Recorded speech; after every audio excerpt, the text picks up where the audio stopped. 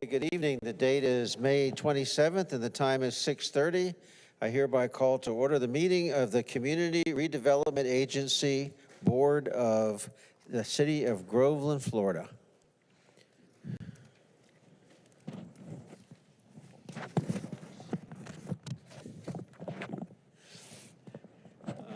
Vice Mayor, will you please lead us in the pledge to the flag?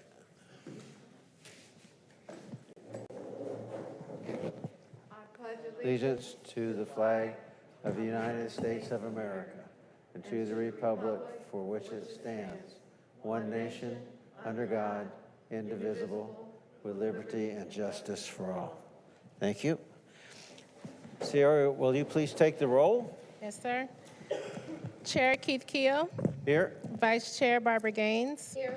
Board Member Matthew Bauman. Here. Board Member Mike Radzik. Here. Board Member Amy Jo Carroll. Here.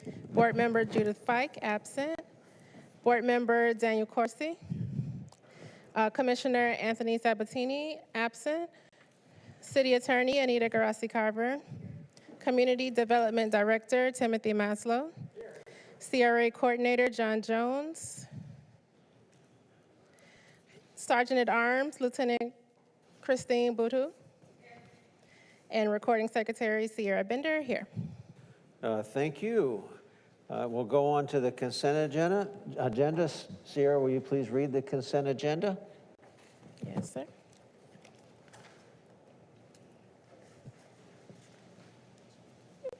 March 21st, 2025, CRA Governing Board meeting minutes. Very good, thank you. Do I have a motion to accept the consent agenda? So moved. We have Matthew and a second. Discussion. I have discussion on the minutes, if we could. Just because we don't have a CRA manager right now, I just want to make sure we're not losing some of this this stuff. What effects, Mr. Radzik in the minutes last time said, what effects do the incentives that we give out have on the taxable value of the building? And that was around the butcher block. Did you get that? Butcher block, what impact did the incentives have? No, I didn't. So we've still got that to get back to Mr. Radzik on.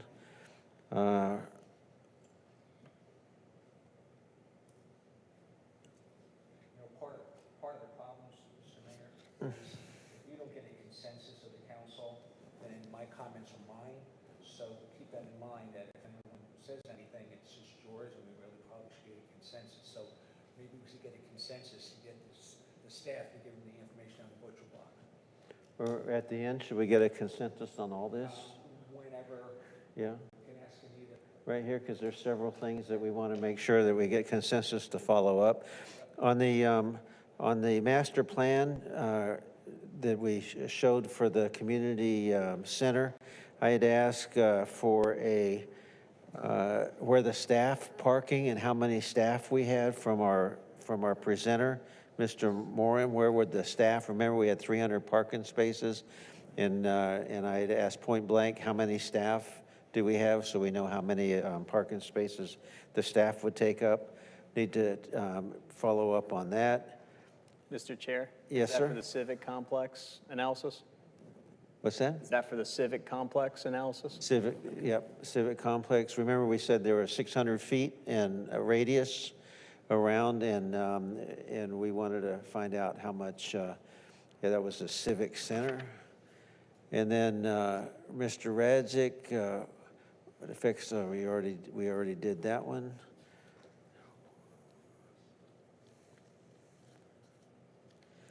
Mr. Bauman, we have in here, and we'll bring back the standing rules to take a look at tonight. That was included in the packet.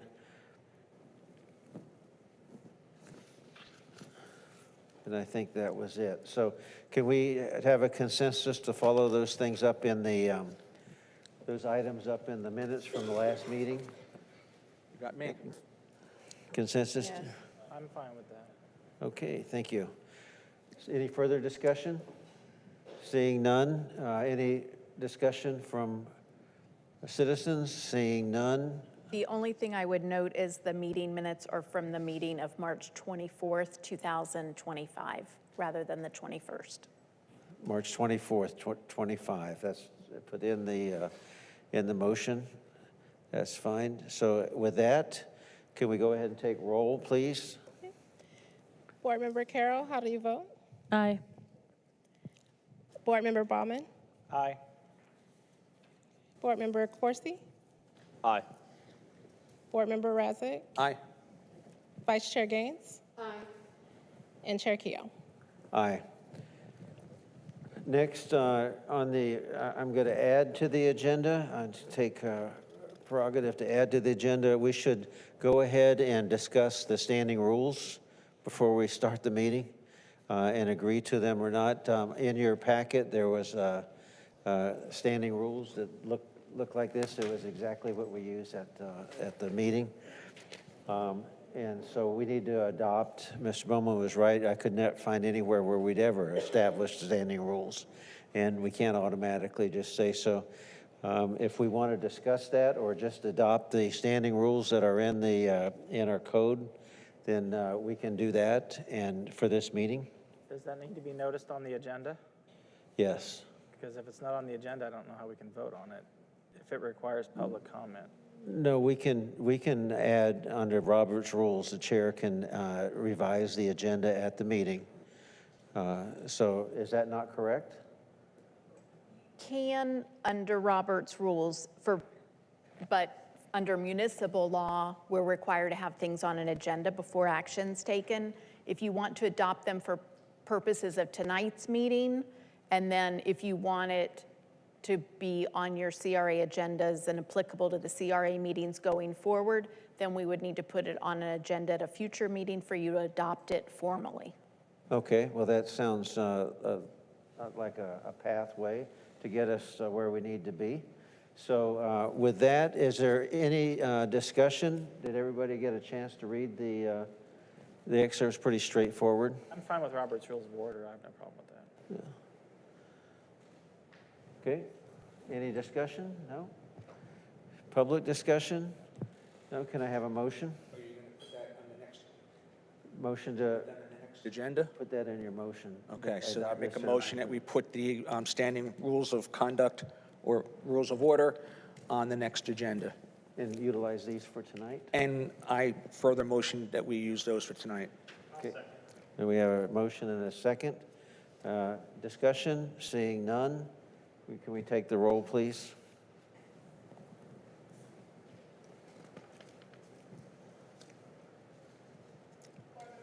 How do you vote? Aye. Board Member Bauman? Aye. Board Member Corsi? Aye. Board Member Carroll? Aye. Vice Chair Gaines? Aye. And Chair Keough. Aye. On to old business, there is none. On to new business, agenda item 1, information item, proposed fiscal year 2025-2026 budget. Ms. Allman, can you come forward and take us through? Good evening. So we're going to go through our FY 25-26 proposed budget for the CRA. As you'll note here, we did estimate revenues for this just because the CRA is a little bit different. So we estimated, this is estimated with a 5% increase in taxable values for FY 26. We should be kind of receiving this week, probably towards the end of the week, from the property appraiser's office, what those numbers, an estimated number for what that will actually look like for FY 26. So for the moment, you can see in FY 22-23, the total activity for revenues was $980,654. Of that, $931,668 was increment taxes, $28,300 was developer contributions, and interest earns was $20,686. And there was no, carry forward is not recognized or was not is not recognized under actual activity. It's only on a budgeted item. So for FY 23-24, your total activity for the increment taxes is $1,183,225, $32,100 for developer contributions, and $70,967 for interest earned, giving you a total of $1,286,292. For this year's current budget, there is increment taxes of $1,383,700, developer contributions of $20,000, and interest earned of $5,000, with a carry forward of $1,119,416, giving you an overall total of $2,528,116. Excuse me. So the activity year-to-date through April right now for the CRA for increment taxes is $668,086. For developer contributions is $8,100. And for interest earned is $14,978. For FY 25, as I stated when I started, this is a 5% increase on the taxable values for both the expanded and the original CRA, giving you a total of $1,582,800 for increment taxes, a developer contribution staying the same at $20,000, and interest earned at $5,000, with carry forward of $1,104,000, and we'll discuss what those carry forwards are on the next slide. And then, of course, your carry forward decreased due to projects being completed in FY 25. So for the expenditures, we'll start with our past. For 22-23, the total activity for admin expenses was $230,781. For program expenses, and this includes your capital items that are included in your program expenses, of $334,740, giving you total expenditures of $565,521. For FY 24, your total activity for the year was administrative of $241,500 and program expenses of $814,567, with total expenditures at $1,056,067. For the current year we are sitting in, your administrative expenses are budgeted at $343,905. Year-to-date activity through April is $146,577. Your program expenses budgeted for this year are $2,184,211, and your program expenses year-to-date is $381,174.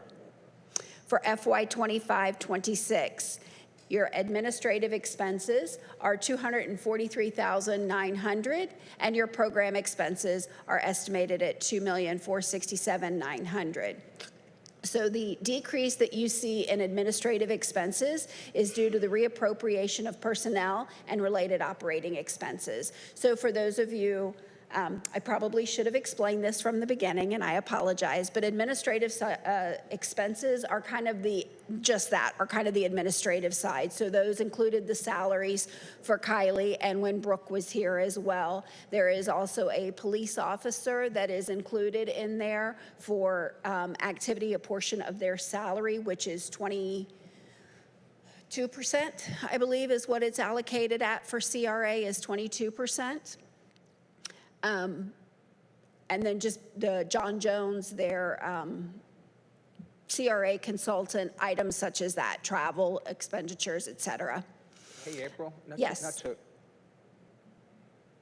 interfere, but I know in the past we used to allocate some police salaries, but I don't remember that. Can you get me that information? So yes, so it was actually a new initiative that they looked at last year, that they did last year. It was, I believe, and I apologize that I don't have it in front of me, but I believe it was basically the community policing. So it was a portion of a police officer, which actually happened to be Miss Boodhoo, Lieutenant Boodhoo in the back. That a portion of her salary is allocated to the CRA for the time that she spends at events, at the meeting for this, those kinds of things that are done. So with that, it would be her salary, so wages, FICA, retirement, and then benefits, medical, dental, workers' comp, et cetera. I'd like to see time cards, please. I'm kidding, I'm kidding. Take that up with HR. I'm going to say that's an HR thing. But yes, so that's what we have, and I can tell you in FY26, that portion is estimated at about $33,000 for the April, what are the CRA. uniforms? I'm sorry? What are the uniforms? I apologize, I'm having a hard time hearing you. What are the uniforms? What are uniforms? Yes. So uniforms would be, as Kylie is proudly, and Mr. Maslow are proudly displaying right now, is that's what we call uniforms for the staff members, is Groveland, City of Groveland logoed T-shirts. Okay. Okay. So as you know, this year Brooke left us. So Kylie has taken on some different roles with that. So we've split Kylie now, instead of her being 100% in the CRA fund, she is 50% in the CRA fund and 50% in the general fund. Mr. Maslow, we took Mr. Maslow, since he's going to kind of fill in as Brooke's position right now, we've taken a portion of Mr. Maslow's salary, which is 20%, and put it into the CRA as well, and then he is 80% in the general fund. So with that, you still have the administrative changes that you're seeing in there. So the program expenses decreased due to projects being completed in FY 2025. So one of the things that we talked about at the code enforcement at the community development was adding a code enforcement officer and different ways for us to fund that, to add a code enforcement officer next year. So a couple of those options would be, you could do it based on the CRA district landmass, which equates to 10%, which would result in approximately a $7,880 increase in the current administrative expenses that you see there, which would include salary, benefits, travel, training, gas, uniforms, et cetera. Or you could do it if you want to take and allocate that code enforcement person to spend more time in the CRA district and dealing with those challenges in the CRA district. You could take it and do it a 50-50 split between the general fund and the CRA fund. So that would result in approximately a $39,400 increase to that administrative expense that you see there, which again includes salary, benefits, training, travel, gas, uniforms, et cetera. So what projects are being covered for next? Can we just go back again to administrative expenses? Yes, sir. Mr. Mayor and CRA Board, it is always, well, there's always been some concerns over not so much Mr. Maslow, but Mr. Maslow's position being part of the CRA because of the perception that one could use CRA money for city monies. So we'd always kind of want that separate. So my question comes down to, when are we filling Mr. Brooks' position as CRA manager? When is that going to happen? That I would have to defer to Mr. Maslow on. That's part of my manager's closing remarks toward the end of the meeting, is just presenting to y'all where we're at in the process so far and getting your feedback based on next steps that we want to take as a board. Thanks. Any other? Okay. There we go. All right, so the capital projects that are budgeted, so I know that Mr. Maslow has a little option, a side option for budget, a different budget to present to y'all. So I'm going to do just the status quo. So if we kept everything the same that it is now with the administrative program or administrative expenses, program expenses, these are the projects and what they would be funded at for FY26. So we have our carry forward down at the bottom, you'll see there. So we have Gatson Trail at $20,000.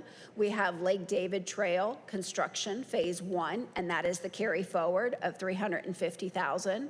We have South Lake Avenue streetscape carry forward of $734,000. So those dollar amounts are currently budgeted in FY25, and we do not anticipate expending any of those funds in FY25. So they would carry forward to FY26.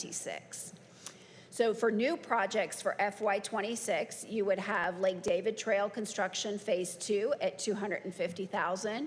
You would have a Broad and Orange Street / Lake Avenue design and improvements, both budgeted at $200,000 each. You would have city signage Phase 2 at $60,000 and downtown improvements at $453,900. So your total for capital projects would be $2,267,900. So with that, I will turn it over to Mr. Maslow and let him talk about that second column there that talks about the savings options. Thanks, April. So, Mr. Chair and members of the board, one of the assignments and tasks that I asked April and Kylie to look at is looking at the budget, but also looking at it from the perspective of what if we started saving a little bit more? I know there is the status quo budget that's in front of you today, and this is reflective of some of the past few years that we've taken in terms of funding smaller projects, not discounting them by any stretch of the imagination, but not necessarily as large scale.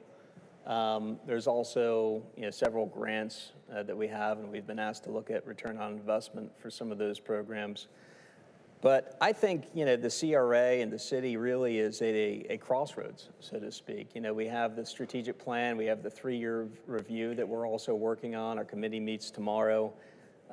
You have the realignment that has an actual date of construction looking out to next September. That's going to likely take a couple years to construct. But out of that, we're going to have Broad and Orange and some of those local or some of those FDOT streets returned back to the city. There's going to be significant projects in terms of both impact, but then also the amounts that we'll have to look at spending on those projects. And so I want to present the other option with the board and kind of, again, that's not an action item tonight, it's just to discuss philosophy.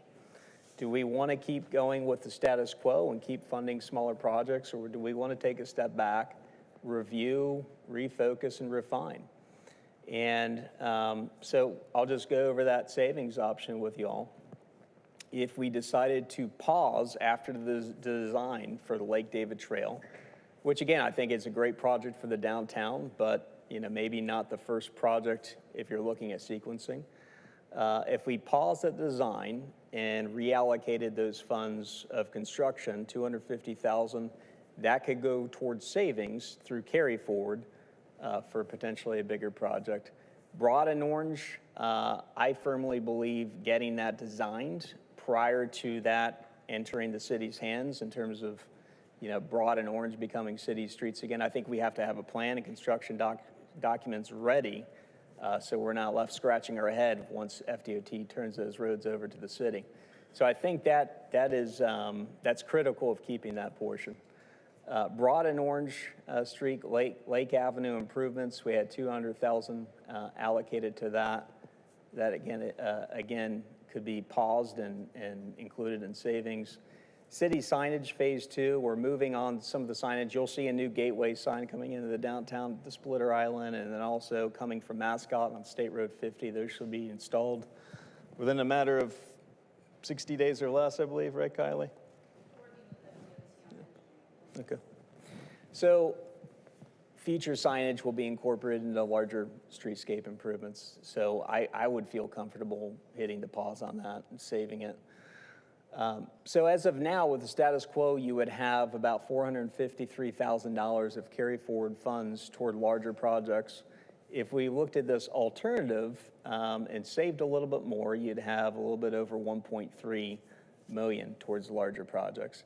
We included a forecast looking out to 5 years in your staff report. Not sure if anyone had a chance to read that, but includes, I believe, over $4 million, and that's just on saving for capital funds over a 5-year period. You could potentially increase that by pausing on some of our programs, which would give you a greater amount. I bring this up for food for thought and just to share perspectives with each other. Broad and Orange, obviously, we get a lot of concerns from the public on Orange from FDOT's design, and broad, my perspective is instead of FDOT doing improvements, I'd like to see them put funds toward the CRA. So to allow us, once they turn them over to the city, we're the ones designing and we're the ones installing and controlling the fate of our own city streets. Again, these are going to be significant multi-million-dollar projects. My belief is that if you have more in reserves and more saved through carry forward, you could probably better leverage that with grants and also include stormwater improvements as part of those streetscape projects.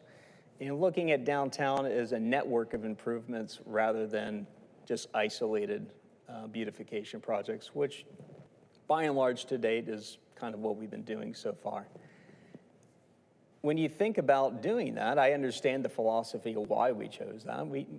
In previous years, we didn't really know when the State Road 50 realignment was going to be constructed.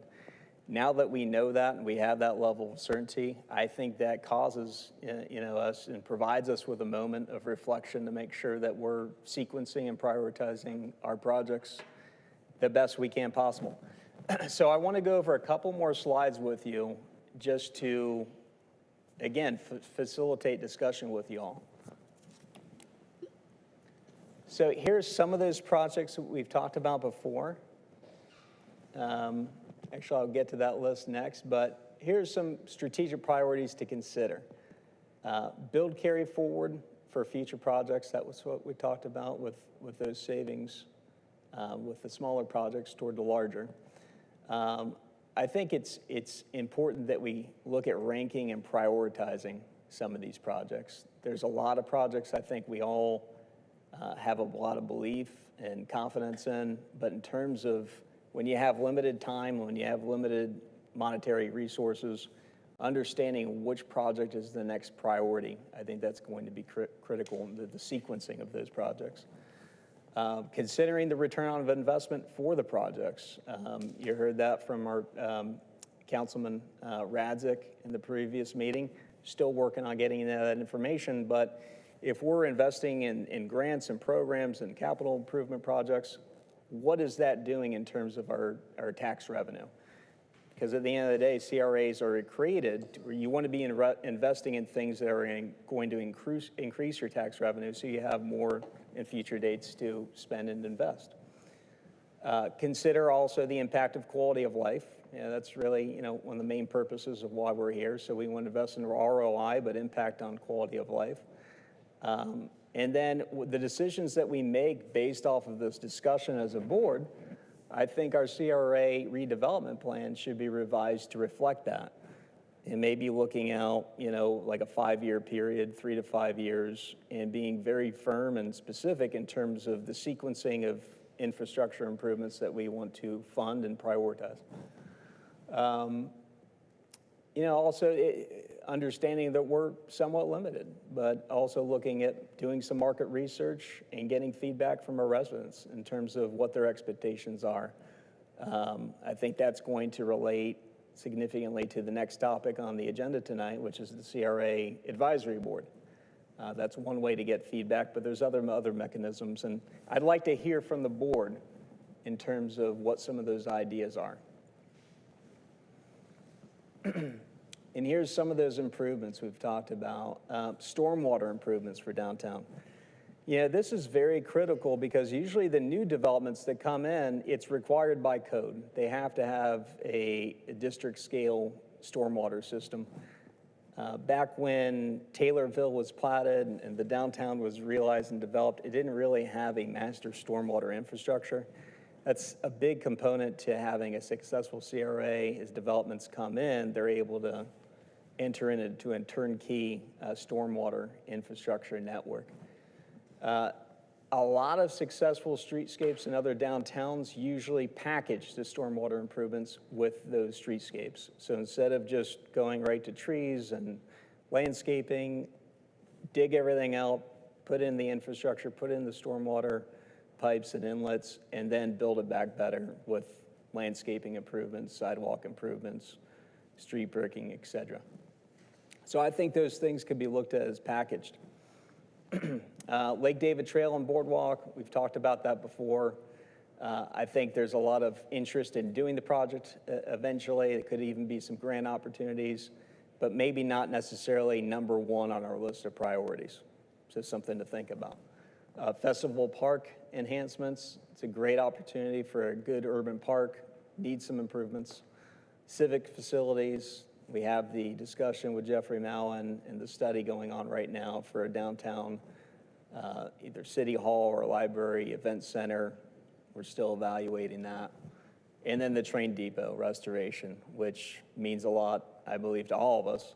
We all want to see that restored sooner rather than later.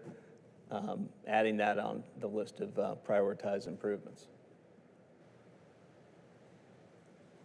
I'm going to pause there and just open it up, Mr. Chair, for feedback and board comments and questions, and hear from you all. Okay, so let's, Dan, do you have any concerns that you'd like to talk about? I think the only thing that really stands out is when you look at FDOT's budget for Orange, it was $3 million to resurface it and put in those curbs. So when you look at these budgets that are up there right now, I think it's already going to be a challenge, even with us being more drilled down on the right projects at the right time. So I think using these funds to leverage grants and other funding opportunities is not just ideal, I think it's completely necessary. When you talk about civic centers, stormwater is going to be a big deal when Avalon comes in. And I think public safety is priority number one. So when we look at storms and all that kind of stuff, and obviously the big ones that we've seen come through recently, that's all I have to say about that. I think we need those funds, we need to leverage them, otherwise I think we'll be finding ourselves looking at other financing options instead of leveraging it towards grants. Very good, thank you. Matthew? I have a question first. I can see going both ways. I like the idea of potentially saving money for larger projects, which are more core to infrastructure, but I have not had the time to look into it. I understand the legislature was talking about potentially trying to phase out CRAs in the future. So is that still something they're talking about? Is that still on the table? In which case, would we be saving money just to have it evaporate in the future instead of using it now? So that's, from more of a philosophical standpoint, where is the state on that? Are they still talking about that? Last I heard was that the bill was proposed to abolish CRAs in the year 2045. So that would still be 20 years out. These bills change quite a bit, so I'm not sure if that was ever changed in an amended version. The other item of significance was not allowing CRAs to take on any debt for infrastructure or any projects. Facilities, infrastructure, any kind of programs. That was, so whether or not the bill is realized, last I heard it was likely not going to be approved. I could be wrong on that. Anita, correct me if I'm wrong, but I heard it was unlikely.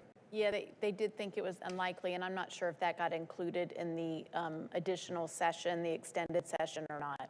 Okay. So it'd be something we could look at. So I would say regardless or not, it's good to do things in a financially prudent way that limits your debt exposure. In some situations, debt in a responsible way could be helpful as long as you're managing it well. But I think this potential change in approach, and it doesn't have to be all or nothing, right? But that would limit our debt exposure. What I would hate to see is the city gets in this position where all of a sudden Broad and Orange are handed to us. They're substandard roads. We've got a few bucks toward it, but nothing of significance, nothing that puts us in good position for grant opportunities and where we're in a position to act for the public, but looking on potentially taking on debt to do the projects. So if there's a way that we could fund the projects through savings and through grant opportunities, I would always recommend that's the preferred option rather than taking on debt for the CRA. Yeah, and I would agree with you and with Mr. Corsi, especially with community block grants and things like that. And when the city does get back its roads, I'm also a big fan of improving public parking opportunities, which could be incorporated in that as well. if you want to, which would lead to recruiting new business potentially downtown as well, because they're going to want places to park. Parking's critical. So I would lean more towards saving for bigger, better projects, especially since we know we're going to get the roads at some point now instead of it just being some kind of pipe dream down the road, which it was 25 years ago when they first started talking about this. So, yeah, I'd be more in favor for saving for better projects, but we'd probably need to have another conversation on what all those projects would be.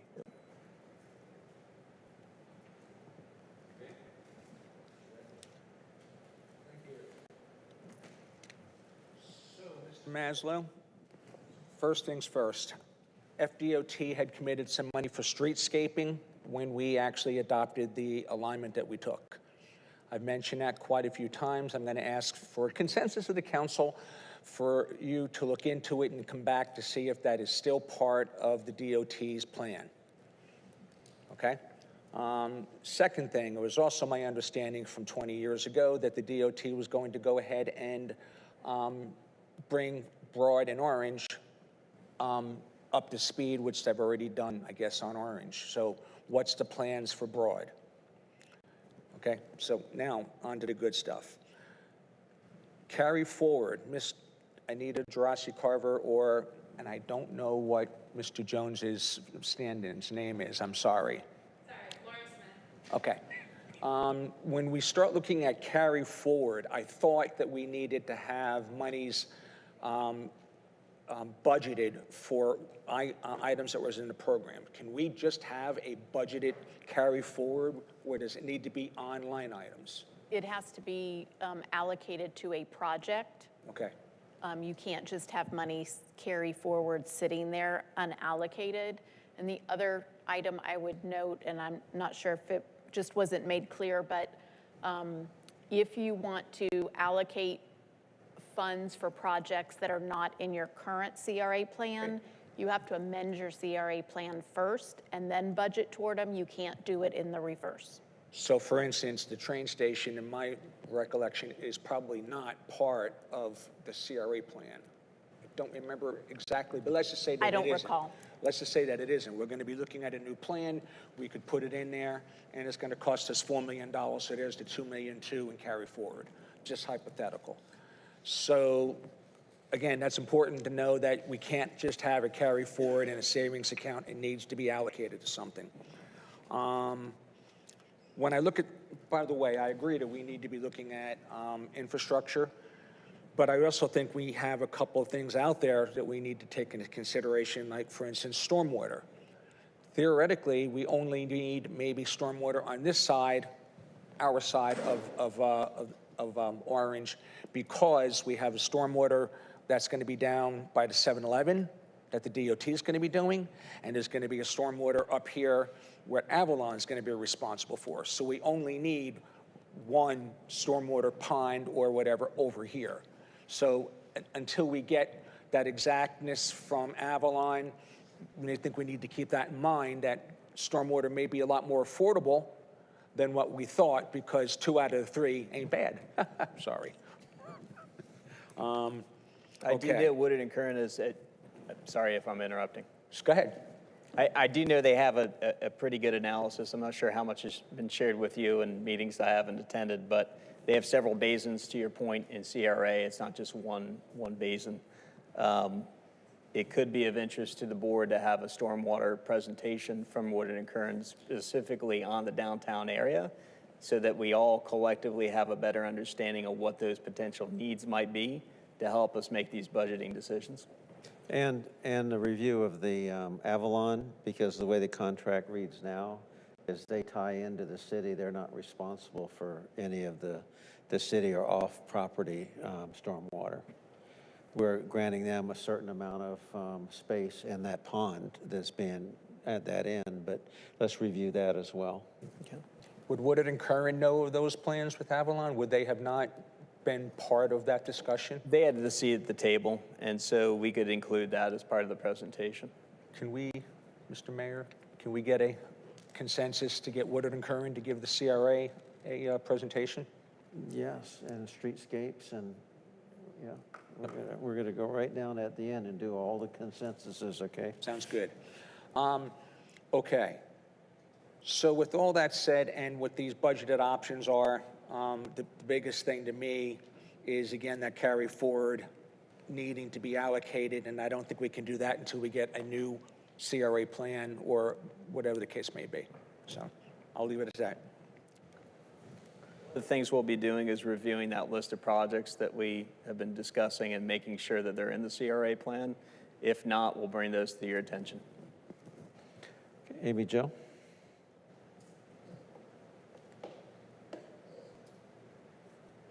I'm usually in favor of saving over just spending, especially when our options are spending on small things and then not having the money for the larger things later, or for spending on planning for things that are essentially dreams because we have no way to pay for them anyway.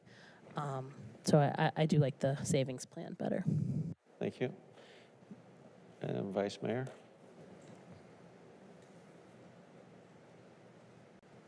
I saw a listing where there are, I guess, in this presentation, proposed enhancements for Festival Park.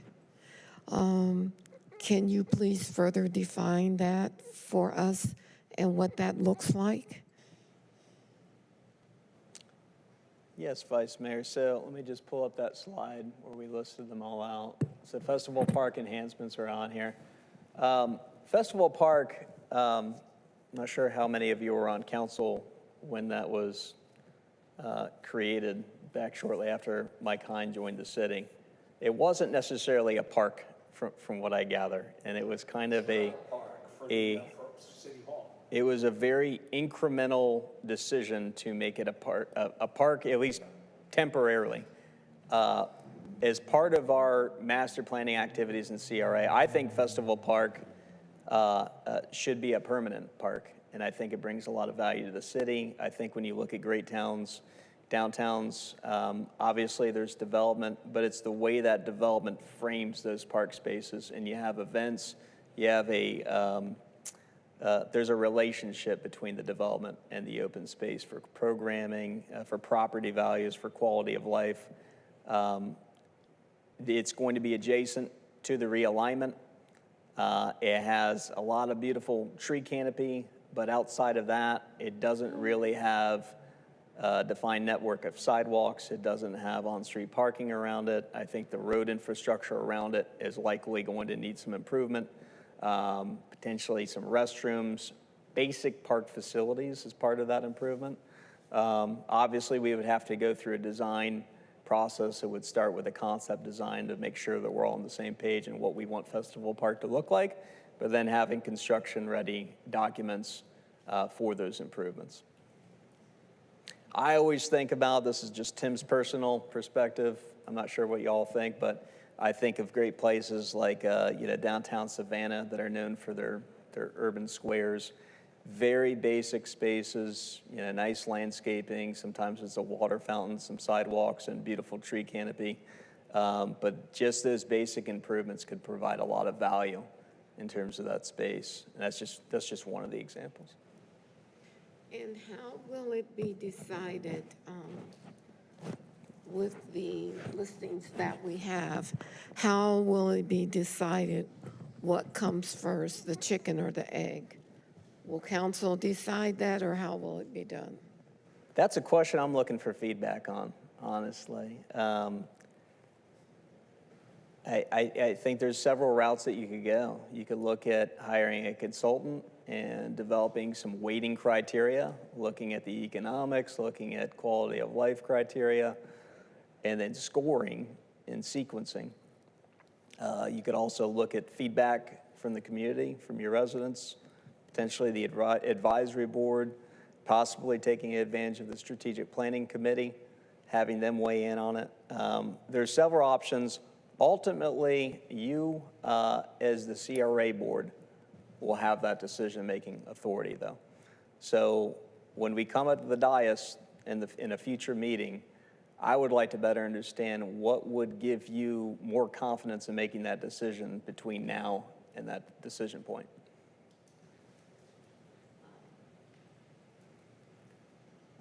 one more comment and I'm done. I think that when it comes to the board, for us to make that decision, I think that it is extremely, extremely important.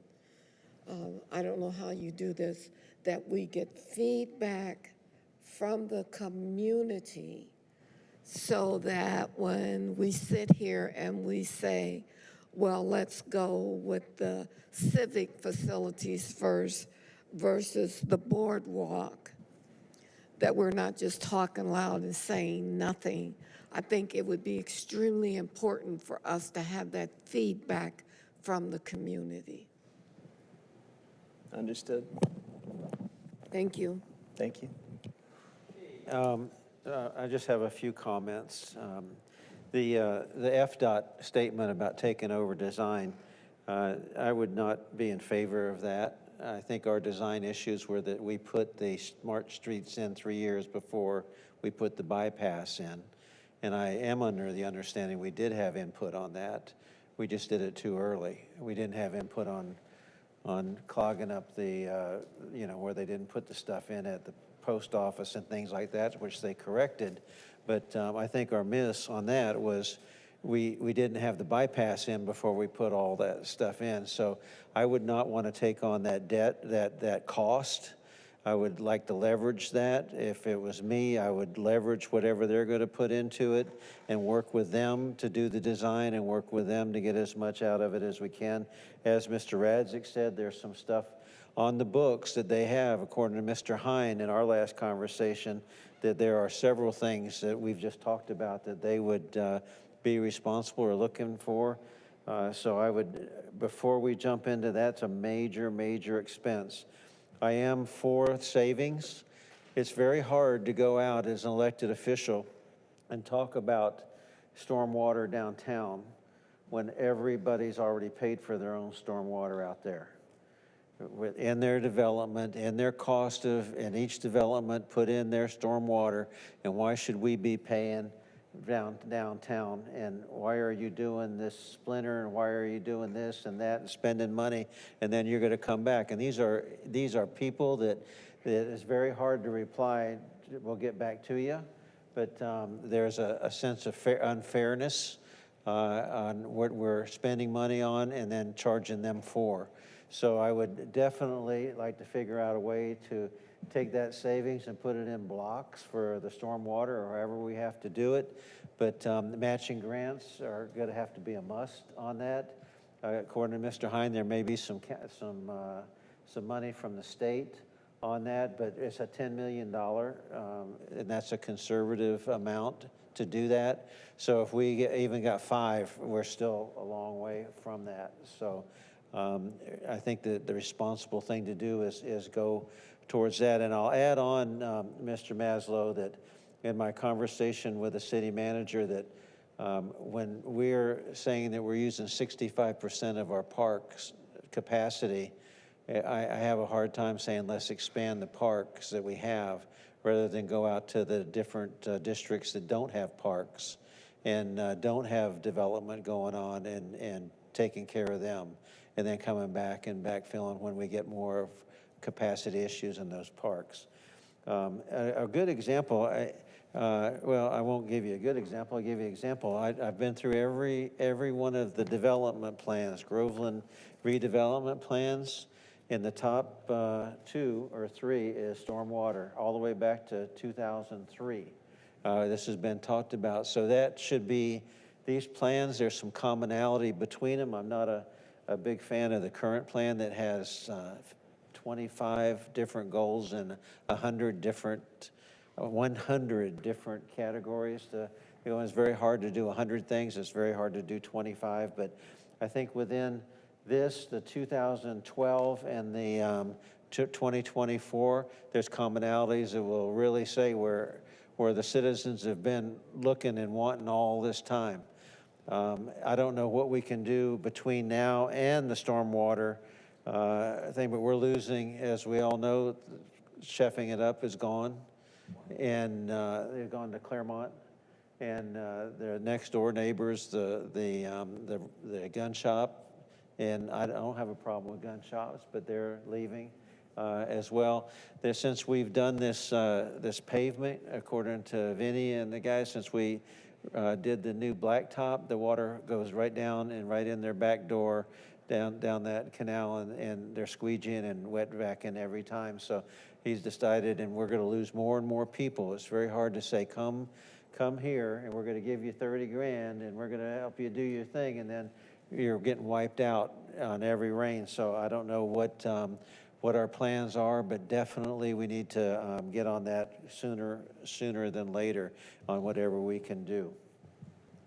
Last thing, as we're looking around down here, very, very shocked to find that we have a tennis court underneath the skate park down here. Yes, sir. Which could be 4 pickleball courts. And the skate park is mobile, you know. If there's a place that we could put together, we already have those, so we might want to take a look also at the assets that we already have and figure out if we're using those assets at a great, at what our code was. Now, I'll say pickleball. Everybody wants pickleball, but when I read the last report, the last thing in the Parks Master Plan, it was second to the last priority of all the things in that. Well, skating was a little bit further down, but it was second to the last. So again, if we're taking surveys and we're hiring consultants and we're doing all this stuff, I think we need to go back and take a look at exactly what people want. But making it short. Save the money, take care of underground first, then take care of the ground, and then work up. Just like you build a house, you don't put the windows in before you put the foundation in. So however we can figure that out, we need to get the storm water in first. We don't want to do any more in my opinion, no more streetscapes that we're going to dig up to put storm water in, you know. Mr. Mayor? Yes, sir. If I might speak to the skate park issue, because I was mayor when we got that, we got a grant from the state for that, and we had to commit to keeping it that way for so many years or pay the state back for the grant. So that needs to be looked into if you're going to consider that. I will say, I still remember when the kids were skateboarding along Highway 50 and out in front of trucks, which is one of the impetuses for getting the skate park built and then later expanded by a subsequent council, which I thought they did a great job expanding it. So it's something I think that helps give our downtown area specifically and our parks something that a lot of other communities don't have. So I would be sad to see that moved personally. Thank you. If it could be moved without paying the state back. So just something to be aware of. Mayor? Oh, Amy Jo wanted Back to the skate park. Every time I go to the park, which is often, there's always kids skating. I didn't even know pickleball was a thing, so never heard anybody say I want to go play pickleball. So, I don't know how many years ago, 3 or 4 years, Mr. Walker says to me, well, we're going to move the skate park up to JT Memorial. And I'm like, and who decided this?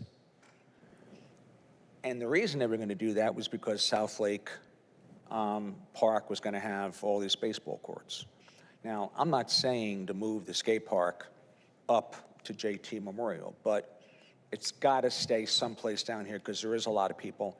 And I got a personal stake in it because I was on Mayor Matthew Bauman's first recreational advisory board that actually brought that skate park in.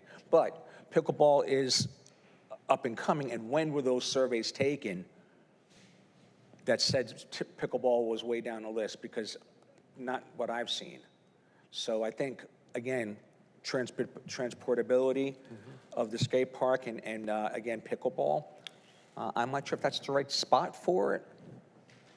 I mean, Trilogy up there on Wilson Lake, yes. Yeah, I wouldn't die on that hill, but I would say that if you want to get economic impact, where people are bringing money downtown, that's pickleball. That's the money that comes in.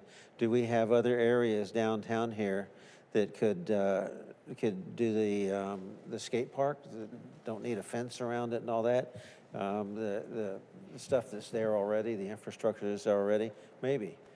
I'm just saying, the point of the conversation was, let's take a look at the assets we have and make sure we're managing them to the best value to the citizens. So. Just anecdotally, I played pickleball for the first time officially this past week, and I had a date opportunity with my wife, and we played 3 games. I actually, I did win all 3 of those games. We played in downtown.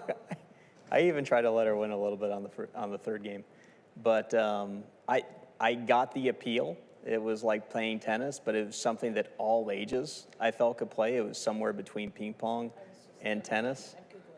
And April, I know we're getting into the weeds here, but to the mayor's point, it's if we're investing in specific uses, how will those, what kind of people, what kind of audience, how could we be very family friendly and cast a wide net, especially for people who are going to be in the downtown serving as patrons to restaurants, to shopping, who is more likely to support the local businesses that we're trying to invest in, and pairing those uses in close proximity to those businesses.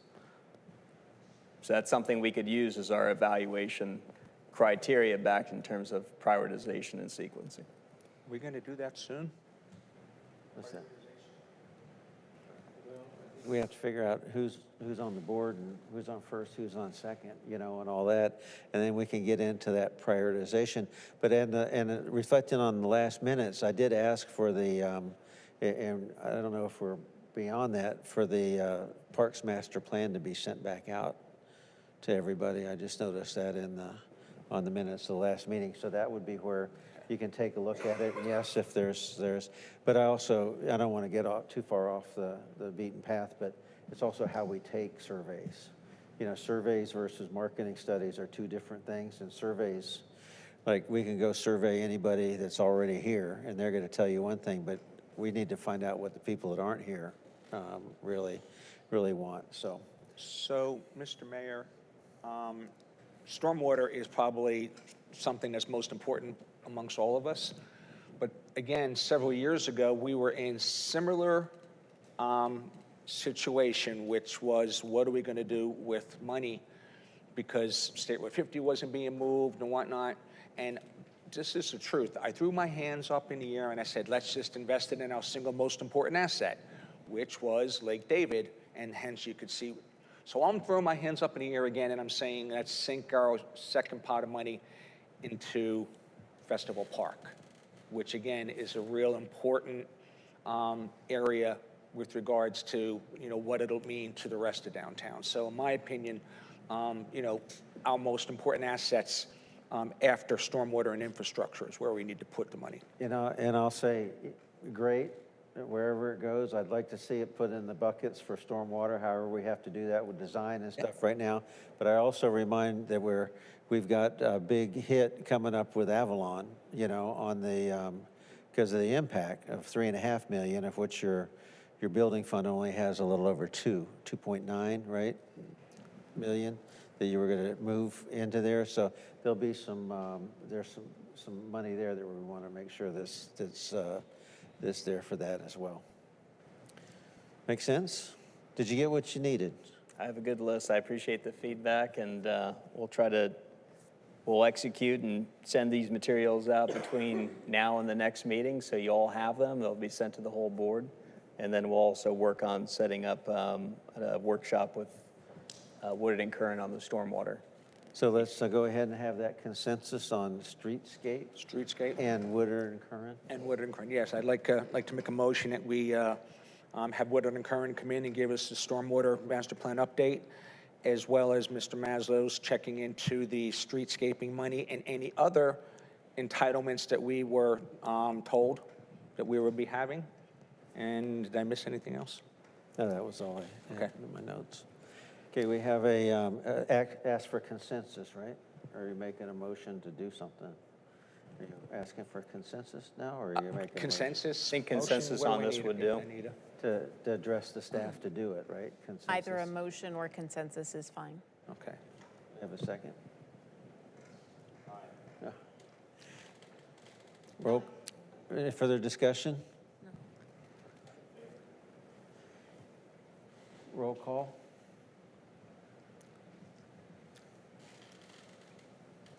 Thank you, Sierra. Yes, sir. Board Member Razik, how do you vote? Aye. Corsi? Aye. Bauman? Aye. Carroll? Aye. Vice Chair Gaines? And Chair Keo. Aye. Okay. So carried. All right, and maybe you can just drop us a note on the timeline on that so we all kind of understand what the program is on those things. Item 2, agenda item 2, consideration of approval of CRA Advisory Board establishment. Mr. Maslow? Mr. Chair, members of the board, we actually have Mrs. Smith with GAI here to present this information. If the slides look a lot like the slides that you saw before, it's because they are those slides. We're back ultimately to get board action and get a recommendation so you could then take that to City Council and decide which direction you would like to take this conversation based on CRA Advisory Board. Thanks, Tim. I did just want to jump back a little bit. I was listening to your conversation about budget and spending and strategy. I do want to remind you all that at the moment when you are here, you are sitting as your community redevelopment agency. You are not seated as your city council. So when you talk about moving things or shifting things or your Parks and Recreation master plan and implementing that here, that's you as a city council, not you as a community redevelopment agency. Those are very distinct roles that you serve, and you cannot discuss city council business while seated as the community redevelopment agency. That is prohibited by statute, and you need to be very careful that you don't drift into that territory. It's very, very easy to do because you're talking about a lot of mixed topics. So I just want you to be very careful and cognizant of that, especially as you start talking about budgeting and spending. I also heard from your city attorney, who was very correct about the carry forward funds. They do need to be assigned to a project or allocated to a project to carry forward. But if you are trying to salvage those dollars so that you can do a big project, you can bond against those dollars so that then you can do your big project now and you repay the bond out of those funds year after year after year after year. So you are capable of doing that as a community redevelopment agency. What you're not capable of doing, as she said, is creating a big savings account without a purpose. But you can initiate a project and issue a bond in order to do that and then pay the bond back year over year as sort of a different way of doing a savings account. But it goes directly to that big project, and then you're not amassing funds. Another one is you're talking a lot about capital projects. Please remember that if a capital project you're talking about doing as the community redevelopment agency has been in the city's capital improvement program in the past 3 years, you cannot spend dollars on it. You can't move it from their CIP to your CIP, not within a 3-year window. So it has to come out of their capital improvement program for at least 3 years before you can assign dollars to it as a capital project. Another thing is civic facilities was on there. Just a reminder, if you're going to do a city hall, fire station, police station, anything like that that involves city administration, you have to get approval of all the taxing authorities that contribute to the CRA in order to do so. Yes, okay, just a reminder on those topics, sorry. All those get a little fuzzy sometimes when you start talking about budgets. So it's sometimes just helpful to remember those little, bullet points. But moving on into the conversation about your governing board options, if you remember I came and talked to you in January about the different types of configurations of governing boards, how you can be the city governing body established as your agency, which is how you all function, and you also have the option of appointing an entire CRA, so your agency could be all appointed members that you as the city's city council appoint to that board.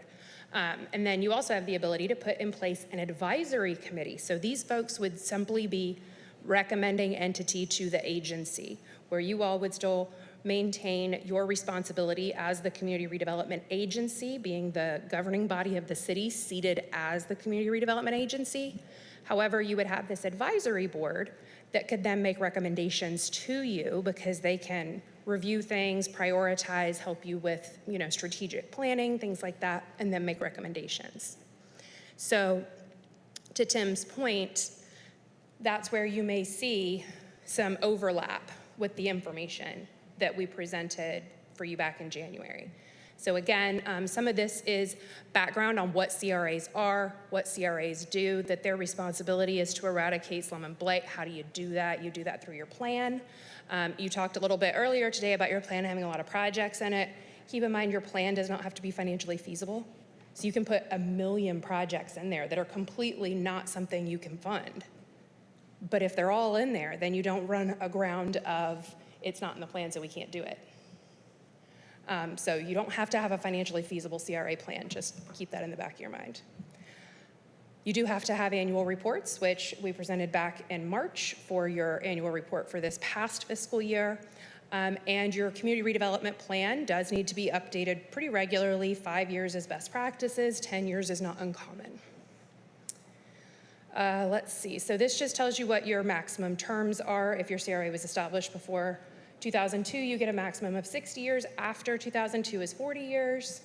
All CRAs stop in 2039 unless extended. Yours operates till 2043. The all stop until 2039 unless extended is only if that's within your, that would have been after your 30-year period. So for example, if you had a CRA that's been around for the first 30 years and you're set to sunset in 2040, and that would have been your 30-year mark, then you sunset in 2039.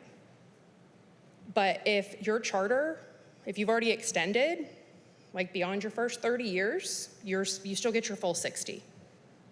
So you're currently in operation until 2043. So, again, we've talked about this before, that if you are seated as your governing board, as your agency, that means you can have between 5 and 9 members. That's because you can have appointed members in addition to your governing body. So if your city council is 5 members, you can have additional members added up to 2, which allows you to get up to 7 on a governing board seated. If you do all appointed members, you can go up to 9. And that includes all members that are not part of your governing body. So that's where you see the 2 distinctions there, where your local government is the agency versus authorizing creation of an appointed agency. Again, most everybody does a governing body as their agency. Most folks do not do an appointed CRA. This is largely because it is very difficult to get not just a consensus, but a quorum. When you've got all appointed members, people move in and out of the area, and that it can become very problematic if you don't have a really invested group appointed to your board. That can become problematic to keep consistency and keep things flowing forward. It can also divide interests sometimes, so we just don't see as much of that.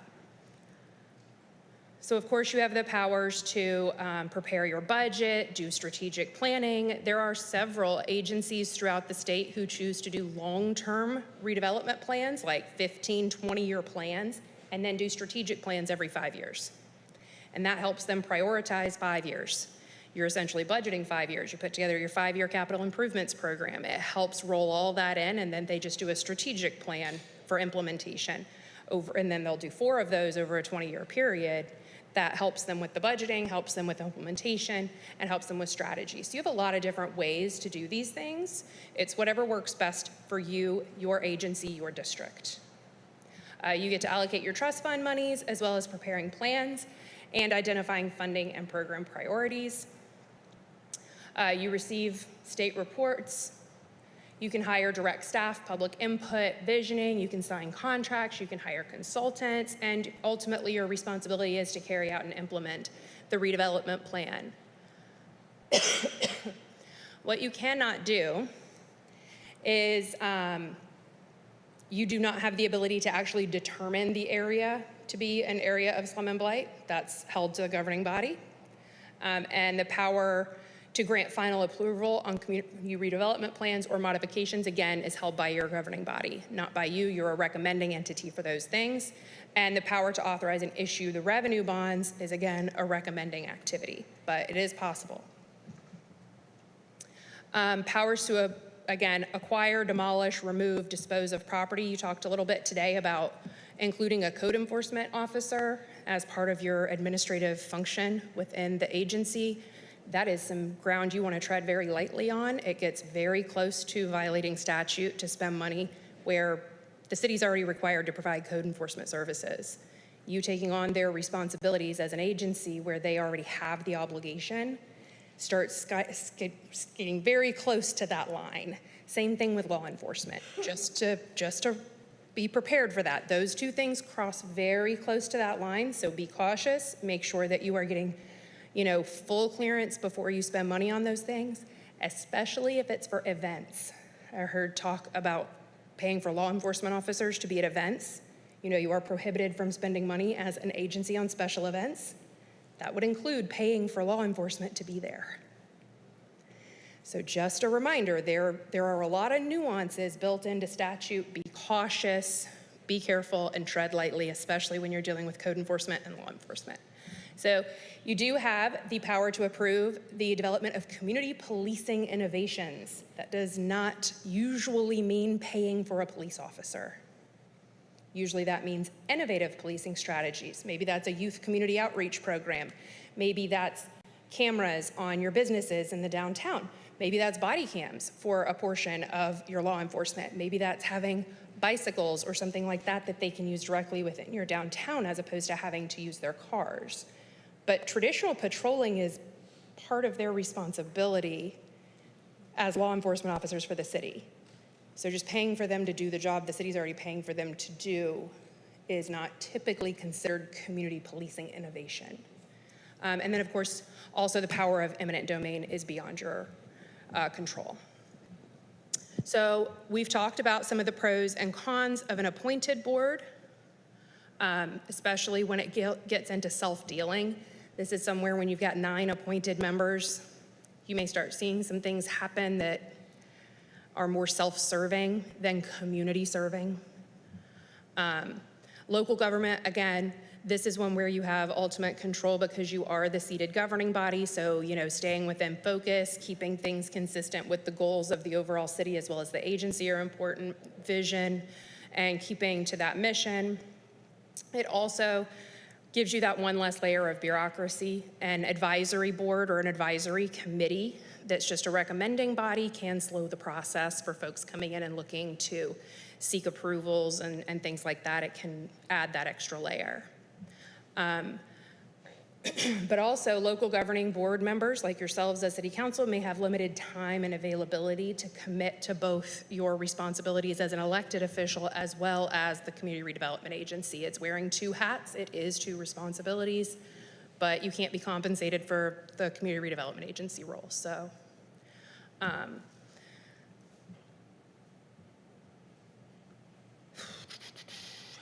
an advisory board is a situation where you could help to alleviate some of the workload, right? They could evaluate projects, programs, help prioritize, and then make a recommendation to you all if you appointed a committee or an advisory group. And then you would establish them, they would meet on certain days, they would report to you. That would typically come through your CRA staff or CRA director. They would say, the advisory board met on this topic, here is their recommendation to you, and they kind of act as a liaison. Or you may have somebody from that advisory committee identified as their chair, and they may come present to you directly at an actual agency meeting.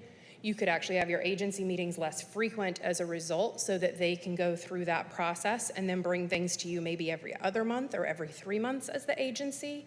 And that can help alleviate some of that additional workload. The only problem there is if you've got a lot of activity and a lot of projects seeking support or a lot of capital projects going on that may need your agency to regularly make decisions, that can be, again, a slowdown process. So we just want to tread lightly there and understand that if you do go that route, keep in mind that you may need to be able to adjust that schedule depending on the needs of the agency. So for example, if you're doing a big capital project and you know that that means there's going to have to be some shifting and adjusting along the way, your agency may go back to meeting monthly and your advisory committee reporting to them monthly. And then once that large capital project is over, you may go back to meeting every 2 months or every 3 months. But you can structure that and make it work whatever works best for you. You just have to establish it. Again, membership when you're appointing an advisory board is really up to you. That can be experts, residents, business owners, operators, large property holders, major investors that are actively investing in the area. You have a lot of ability because this isn't a governing entity. It's just an advisory group. They're recommending things. So you're still ultimately, as the agency, the final decision maker. Are we gonna click forward?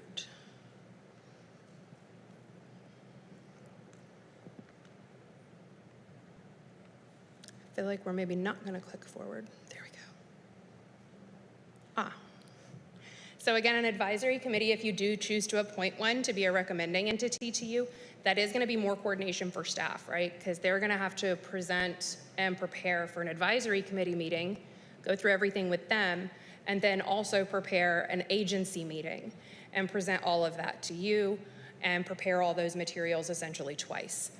So that does put slightly more burden on staff, but if you're not meeting monthly, as you are now, that may alleviate some of that so they wouldn't be creating both agendas every month.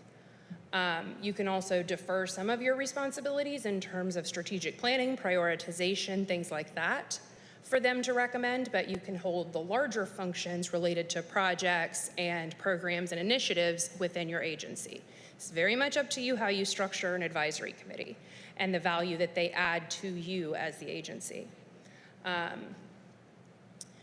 But they can have, on occasion, less technical expertise. You may get folks that are very passionate about the redevelopment area and redevelopment of your community, but maybe they don't have the technical expertise or historical knowledge to really be effective as an advisory entity. And there are plenty of times these advisory committees are established, they operate for a couple of years highly effectively, and then that devolves.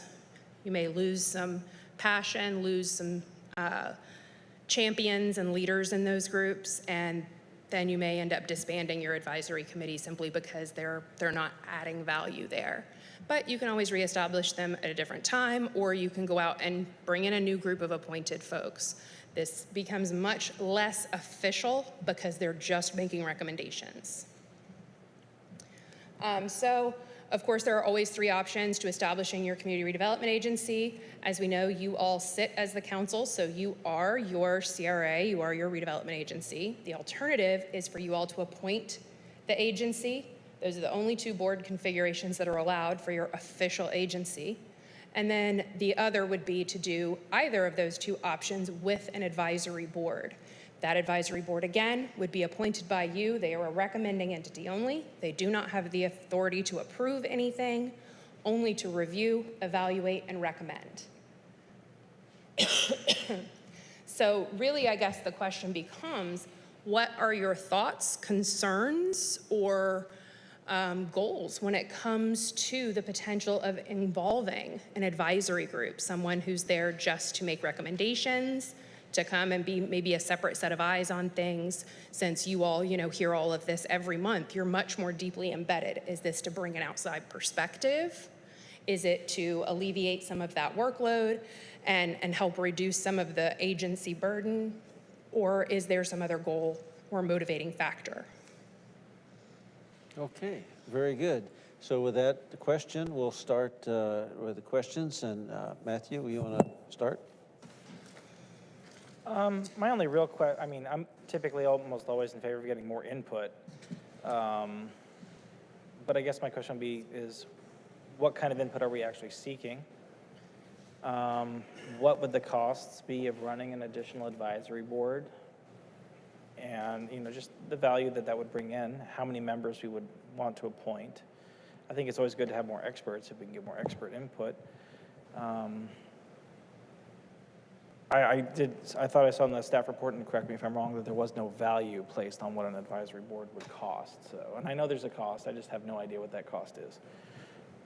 So, in general, though, I like more community input, especially if it's in an area like this where we do have other business members. We have residents in the CRA board. We don't get a lot of public participation at these meetings historically. I don't really see that the workload is so strenuous that that's really a factor for establishing one. So Those are just kind of my thoughts on it at the moment. I'm not against it. I'd be curious what the cost was, and if we can actually get applicants that are passionate and want to be a part of it and regularly do so. So those are my thoughts at the moment. Okay. I'd like to be able to answer the cost thing, but Mr. Hine put out a thing saying that we don't have that yet. He's working on that cost, correct? That's what came out in our packet and memo from him, but we'll get that back. And by the way, because in that memo, it was bylaws have to be written. Is that correct? Depends on what your city code and charter requires of appointed or created committees. Does that expense come out of CRA or does it come out of general? If you were going to write bylaws for them, yeah, the CRA would pay for that because it's being done directly only for the CRA. It has no purpose to the city itself. And to the cost aspect, you all don't meet as the agency on the same night as your council meetings. So if this moved over and your agency started meeting on the same night as your council meetings, and you then used this purpose for your advisory committee, you're not creating 3 meetings. That doesn't make 3 meetings then. It keeps you at the 2 you've already got. It's just you have your city council and your CRA meeting happen in the same night. Mr. Chairman, members of the board, that is the option that I've discussed with our city manager in terms of having a more efficient option for you if you decide to go this route. That sounds like we'll be here till midnight on city council meeting nights. That was also a concern that came up. You could reduce the frequency with which you seat as the agency, though, and allow your advisory committee to continue meeting monthly on the day that you all currently are meeting as the agency, and then the agency only meet maybe every other month or every 3 months on the same night as your council meeting, and it's broken apart, so it doesn't necessarily have to be part of the same meeting. You could actually have your agency meet for 1 hour before you seat as the council, and that puts you at a very clear stop point because your council meeting's about to start. Yeah, I think we tried that with P&Z. And, right, it used to meet before, and there might be maybe some problems with that, but I think there are problems with anything, so there's going to be no perfect solution. Okay, Amy Jo? I think my thoughts are pretty much the same as Mr. Bowman's. I'm not really for or against. I like the idea of having more input. I would love if we had more public people here, but they're not here. So my only concern would be, are we going to get enough applicants to create a quality advisory council or committee? Okay. Dan? I'm definitely in support of having an advisory committee. I think that the only thing is they would just have to be really, really, really intentional, right, as far as what we're trying to get out of it. So I agree with Amy Jo that if we were to be recruiting, I think that would also have to be a very, very specific strategy to the recruitment. The question is, are these people who have to live within the CRA boundary? Are they people who have to live or reside or do business within the city boundary? Or can we seek experts that are not part of this community? I think, and I don't know if you guys can answer that for me right now, is that an option to bring in experts that are not residents? Yes, as she indicated, this really, it's not a statutory provision to have an advisory committee, so you're not limited by that, and your city code does not address it. Okay, because I think in some ways that would eliminate the self-dealing And some question, of them actually name their committees. They call them Citizen Advisory Committee or Business Advisory Committee because they are trying to target a specific group of people to be on that committee. Yeah. So they'll actually reach to make a name for it to be very clear of who they're expecting to be on this committee and the function that they're expecting them to serve. And I think that those people would then feel the weight of the role if they were selected for a specific skill set. So I think having something like that, that's how I would be in support of it, is if it's a specific skill set. And maybe, you said that there are times where the con is they fizzle, right? If you have something very intentional, you say this is our 5-year plan or our 3-year plan, this is what we want to accomplish in the next 3 years. Prioritization being probably, I think, one of the biggest things. That would be the biggest help, at least in my opinion, is prioritizing projects, making recommendations, and then allowing us to do the research based on your recommendation. I think that would be incredibly helpful, but only with specific skill sets, in my opinion. Mr. Rezek? Go back to the other slide with regards to the 3 options, please. Yes. This one? Yes. Option 2 is what you are currently doing. Okay. So, I've seen advisory committees come and go. I've seen the Groveland Community Partnership, came and went. There was another one before that, came and went. Nothing of substance came out of any of those committees outside of the redevelopment of the Scott Wynn. That's the only thing that came out of it. But that was a different day. Okay, this is not like we are today with, again, skill sets that we have and a population that we have. So I'm not sure if now's the time.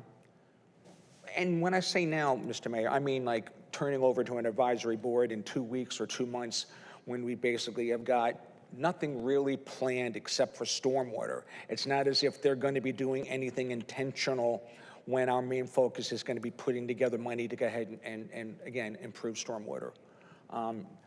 And we haven't even sat down as a board and looked at our priorities one by one as to what we want to see, and therefore we don't even have a CRA plan that's in place, you know, through us. Because I'm sure that you all know by now, this is, in my opinion, the most important board agency in the city. This is the agency that sees things literally getting done.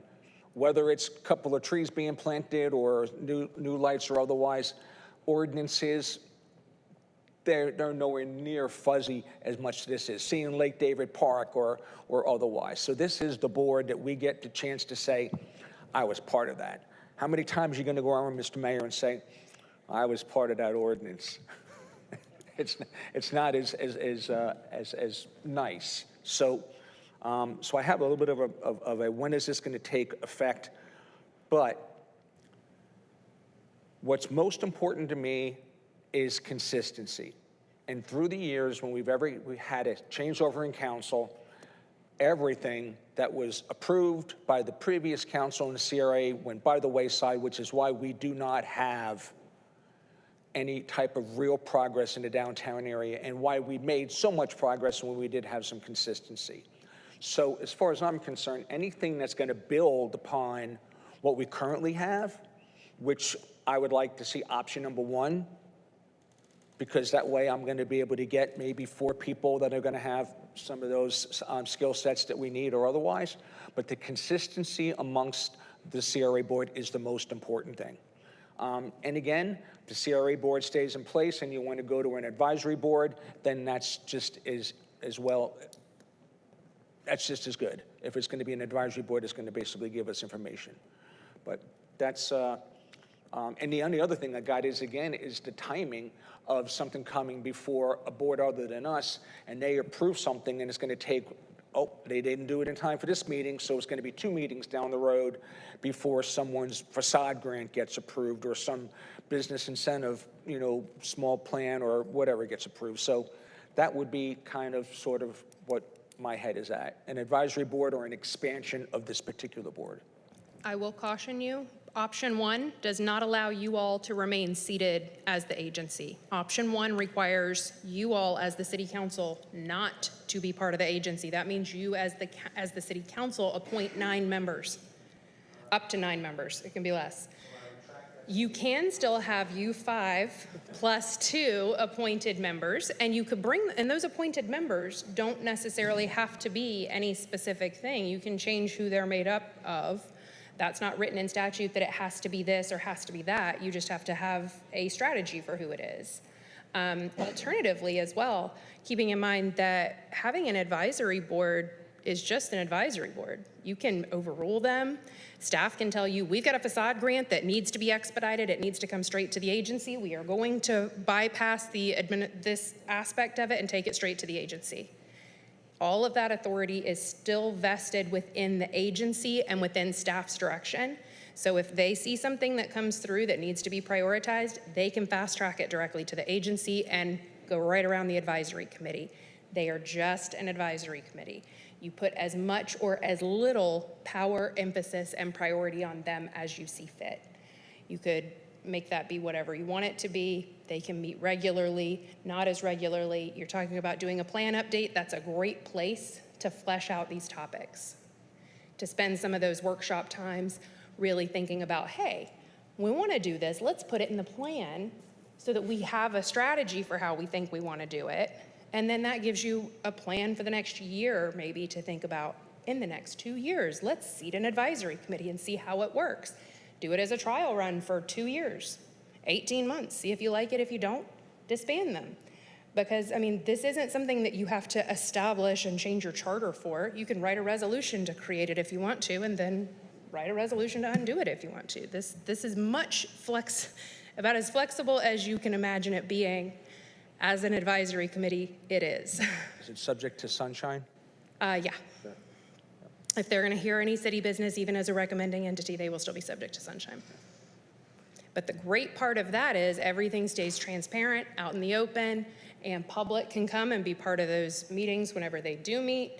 You know, you're still going to have applicants talking to them and presenting to them so they can make a recommendation, no different than your planning and zoning board. They have to operate in the sunshine. Their meetings are public, all of that good stuff. It's the same situation. Form 1, do they need to fill out Form 1? Yeah. No, probably not. No, they do, because so does the P and Z. The P and Z They're the does same as because P&Z. are they your land planning agency? That's why. But just an advisory committee doesn't necessarily have to, I don't think. But Anita can clarify that and make sure that I'm not speaking out of turn there, because I am not an attorney, so I cannot give you legal advice. It would not need to. I'm going to come back around. You might want them to just because, but.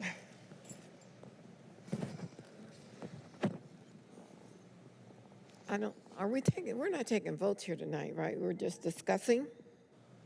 Staff would like board direction tonight, Okay. if we could get them. I am in favor of option 3. You all have heard me say many times that none of us is as smart as all of us. I don't know what the defined presence is of skill set. I don't know if that, and I'll just throw something out, a developer, an engineer, a land surveyor. But I feel that if you're not even in any of those professions or whatever skill set means, that you have a skill because you're part of this community. And so I am in favor of an advisory board. Must we have skill sets? We absolutely must, I think. But being, I think, John Doe, the All-American citizen of Groveland, should be part of this committee or whatever you want to call it, because in the end, they advise and we decide. So that is where I stand on this advisory board or citizens committee or whatever the name is going to be. Okay, thank you. So I do agree with Councilman Raznick in the sense that we do need a laser focus on some of the projects that need to be done sooner than later. But when you look at costs and for one, how we're supposed to use the CRA funds, right, and the timeliness of that, and the rising costs of not just construction materials, but consulting fees, design fees, and all that kind of stuff, I think that there's a lot to say about getting a committee together sooner than later to sit down and say, what are these priorities? Let's get the designs so we can decide on whether or not this is right for the downtown area, and move forward with those recommendations. Because I think if we wait 2 years for something like that, then those costs increase substantially, and that's starting at square one. right? I think it's important to start that planning process now.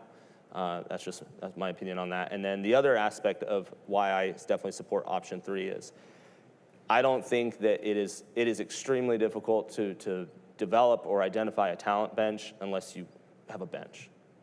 And I think that if ideally this room is full, but it's not right now. We want that feedback, right? We want other minds coming, whether they are just engaged citizens or they're experts. I don't think that that's going to happen unless we really start making a place for people to speak their mind and be part of something. So, and I think that sets us up with the next board member. That sets us up with, the next councilwoman or councilman. I think those are important. So, that's it. Thank you. I'll give my opinion. I know that you already know what my opinion is. Having been on two sides of this issue, having served on the P&Z, which is an advisory board to the council, and seeing the progress from when that was started until now, seeing the land use plan, seeing all the things that were put into effect, and the time that it took, I could not have put that much time into what we did on the P&Z and be on a council. It's just physically impossible. The amount of time I spent just on Avalon in the past month was astronomical. That should be a group of people that really zero in on this and be advisory during the negotiations, during the, and be a counsel to our different staff. And informed and engaged community is one of our pillars of our strategic plan. This engages them. I'll be very honest with you. I have a work group of people like Mr. Anderson and that our consultants use to consult, right? That come in and they cost me no money, but they can answer questions that I have no idea what is on that piece of paper when it comes around. So engaging specific talent, that's a whole different great thing than are we going to do this or not, because that is our whole, we've said we're going to redo how we appoint, we're going to redo how we take applications, we're going to redo that whole thing. That comes up in that conversation that we still have to go through, as we all remember. And but I just know that if we structure, I believe, I don't say I know, I believe, if we structure it like we did the P&Z, where people are in 2-year terms, they can re-up so they're not stuck from now until doomsday. They can, bow out gracefully and other people can come in. But right now we had how many applications for P&Z last time? A tremendous amount, because people want to get engaged. And then lastly, look at the amount of work that's coming. We're sitting here talking about storm water. We don't even know what the vision is for downtown.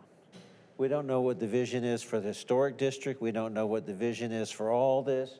And do we, council, have time to go through that? Or do we have we need to have input from a lot of different areas.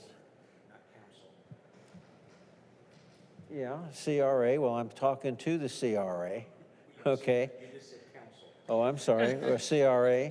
But the CRA, does the CRA board have that much time to go through? That is a lot of work. The hours that were put in just on doing the land use plan were astronomical. And this is going to be more. This is going to be more downtown. And the presentations that are going to have to take place, we have a committee that can go out and do the presentations rather than whoever is on council. There's a different trust factor.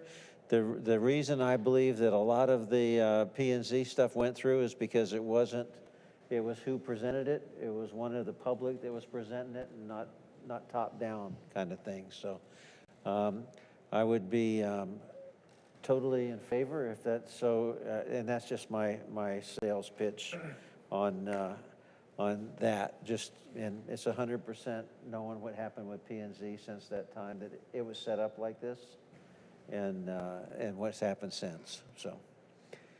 So what do you want from us? Mr. Chair, thanks for asking that question. We're looking for a motion and a second from the board related to those options that you have on the screen. just as a reminder, if you select, if you recommend approving option 3, you can specify either option 1 or option 2. I think staff's perspective would be option 2 over option 1. Your current configuration is option 2.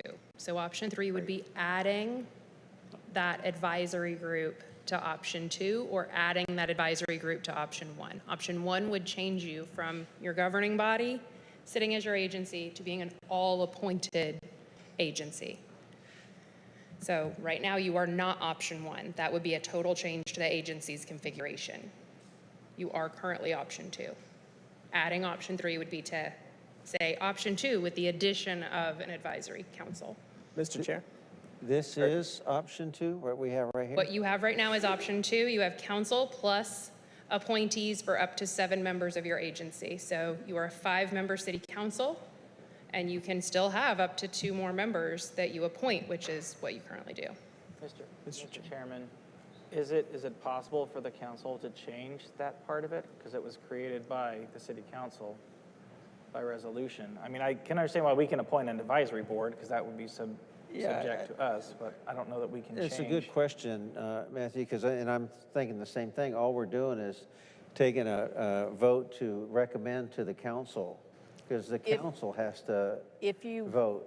If you are leaning towards option 1 or option 3 with option 1, then it would be an advisory recommendation and council has to make the decision because it has to change your city code. If you are just leaning towards option 3, but leaving in place your current configuration of the CRA board, then that's something you can do and council approval is not required. Okay. Oh, go ahead. So basically, we would just need a motion to create an advisory board, Right. not anything else really at this point. I make a motion to create an advisory board. I'll second that. We have a motion and a second to create an advisory board. Do we need to specify how many members? Sir? Do we need to specify how many members? I think the more feedback that's provided to us in the motion, it's less guesswork that we have to do with Anita when we're writing up What the do we have in ordinance. P&Z? How many are on P&Z? 7? 7. And an alternate? And an alternate. And an alternate? Highly recommend you keep it an odd number. We have 7 at the P&Z with an alternate now. Alternate. To amend my motion to make it an advisory board with 7 members. I'll continue my second. Thank you. We have a motion and a second. She doesn't like the alternate. No, the alternate's fine. You might need them.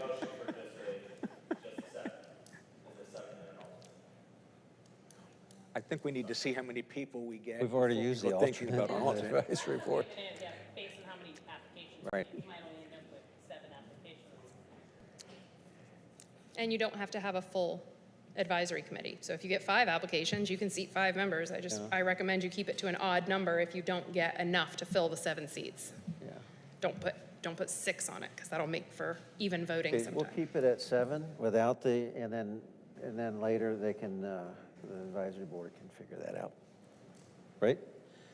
Okay, a motion and a second. Further discussion. I think that's a great idea with the advisory board. Again, it puts a little bit more of an emphasis on the community.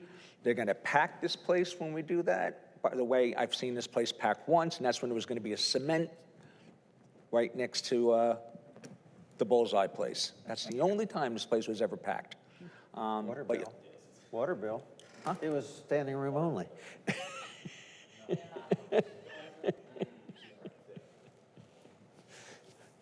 Okay. And we'd be happy to come in and do a CRA 101 training for them if you would like, to educate them on CRAs. Once that you get further down the road on this process, we can come in and do, a small workshop with them, educate, make sure they understand what their charge is, their mission is, and do that sort of teaching level assistance with you. Cool. Okay, we have motion, second. No further discussion. Can we take, I don't think we have any public comment. Can we take a vote, please? Board Member Carroll, how do you vote? Aye. Board Member Ballman? Aye. Board Member Corsi? Aye. Vice Chair Gaines? Aye. Does the board want to provide any other specific information? Like, do you want them to be citizens? Do you want them to work in the CRA? Do you want them to be experts in a field? Anything like that in particular? So as staff and I are working on these, Can I have, I would Sure. think we have a whole, we're going to have to talk about how we go about getting applications, how we have this whole thing that we promised the public we would straighten out. And I think this becomes part of that committee that we're going to put together and say, because I'm not going to say what the application is going to be. I'm going to have the people that have been through the process give us advice on it. But I would put that out as this is a bigger thing than just this. You know, this is this is big. Hard time with the need for expertise, because what are they going to be an expert in? In water and sewer? That's what I got wood and current for. Are they going to be an expert in land use? That's what I got the P&Z for. Do I need an attorney? I got an attorney over here. So what type of expertise would we be looking for when we go bringing in applications? That's a good question, and I'll fall back to the strategic planning committee that has an attorney, has different people of different backgrounds on it. And what that really does in that meeting adds a lot to the conversation and gets us to a specific point where we can go to the attorney or go to the Woodward and Kern and the different, and ask them the question that is very clear and concise based on what all those experts have put in. And it really helped focus things, and we divided them up into different categories. But again, I think it propelled things further by getting the concise language, almost like a scope, right? This is exactly what we want, rather than a shotgun, more of a sniper approach. Mr. Chair, I think we need to see what applicants we get. I don't think we need to necessarily artificially restrict who can be on the board at this time. Perhaps the application can have special skills or experience they can list, and that can be taken into the scoring process as far as who gets put on. Because if they're all, you don't necessarily need like 5 business owners out of a 7-member board. You probably want to have some citizens, you want to have some residents, you want to have different types of backgrounds on the board. That's a very good point, yeah. And that's something that we could probably handle in the appointment process if we just have an application that asks for that information. Correct. And I know, because when I'm appointed to this board, that it was asked for, I listed all of my information, and the council scored everything, which makes it somewhat impartial and gives it a little bit more of a fair process across the board. So. Well, that's a good point, yeah. Mr. Chair? Yes, sir.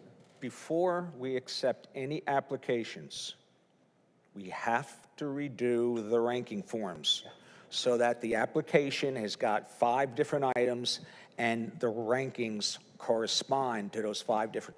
So, we could be looking at a little bit of time before that, because that application is going to have to be redone. I agree. That's the whole part of the application. We promised the public we would do that, and we have not followed up as well as we should have on that. But you're exactly right. That's more city council business than CRA business, so I think we have to take that to the other meeting. We can The provide specifics of it. We can provide some examples of advisory committee configurations and the way those applications and the language is worded, and get those to your staff so that they can review that and figure out what works best. Cool. All If that's I think information that's a is great idea. yeah. You don't have to reinvent the wheel. There's a lot of them out there. Okay. Question, Mr. Chair? Yes. Just a point of clarity for Anita, actually, on the legal side with the appointments. Is it council making the appointments, or is it the CRA board technically, because they're seeking advice and recommendations from the advisory board to the CRA board? So would Right, it it be would the be a CRA board making the appointment decision? CRA would be making the appointment. CRA board would have authority, if you want that, over the applications and the process. So if you don't want to wait for council to do what they're going to do citywide, the CRA board can have your own application process and actual process aside from what the council does. Mr. Chair, that could be a good way to test some different mechanisms out to provide direction more citywide. Great idea. Great idea.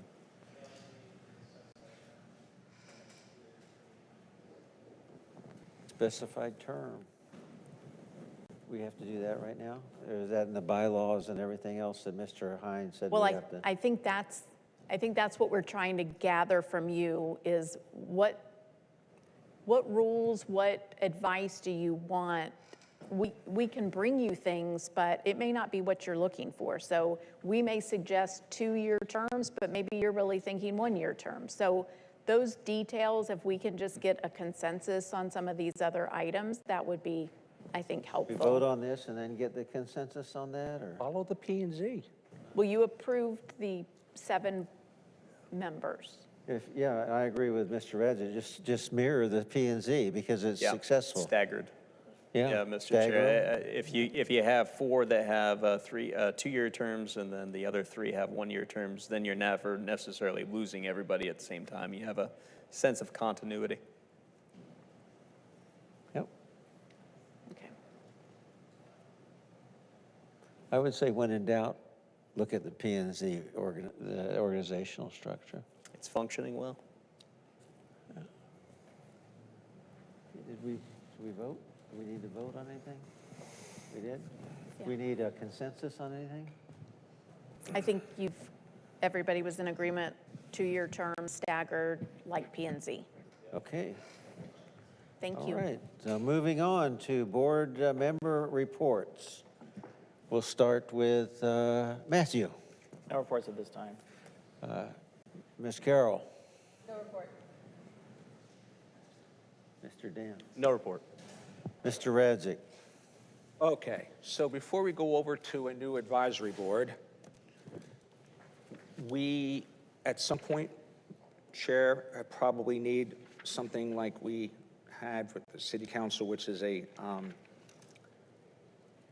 meeting amongst us to decide, and one of those things we have to decide is disposing of properties that we own for 20 years, such as Cortez. It's been off the books, the tax rolls. There was never a plan. Charles Rudd was the CRA manager. He had the open checkbook and bought all this property with no idea what to do. Horace Webb's got properties in there that he's never going to sell to the city unless you get, maybe Jose Rubio who knows him or whatever. But, we got to start getting a plan. Like you said, what is the plan for downtown?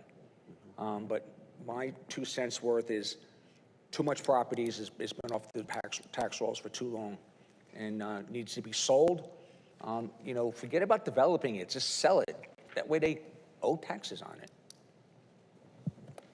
Mr. Chair, members of the board, I do have that as part of the manager's report, getting a consensus and feedback from the board on next steps for that.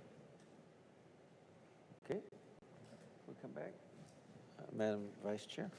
No report. I have one ask, just one ask, and promise me you're not going to throw anything at me, please. I enjoyed the presentation on the city hall downtown, and I enjoyed the question and answer period. But throughout this last couple months, I've been thinking, have we looked at the overall community? We have planned more houses out on 27 with Villa City and the Eisenhower project and those than we currently have in the city. And if we have a city hall down here, that's how many more people coming down 19? More people than exist here right now. With that said, the location and the ability to expand a city hall is important. I'd like to discuss that at a future, this is part of my report, at a future time on exactly where the city hall should be located based on the plans that we have right now on the books. Maybe a better city council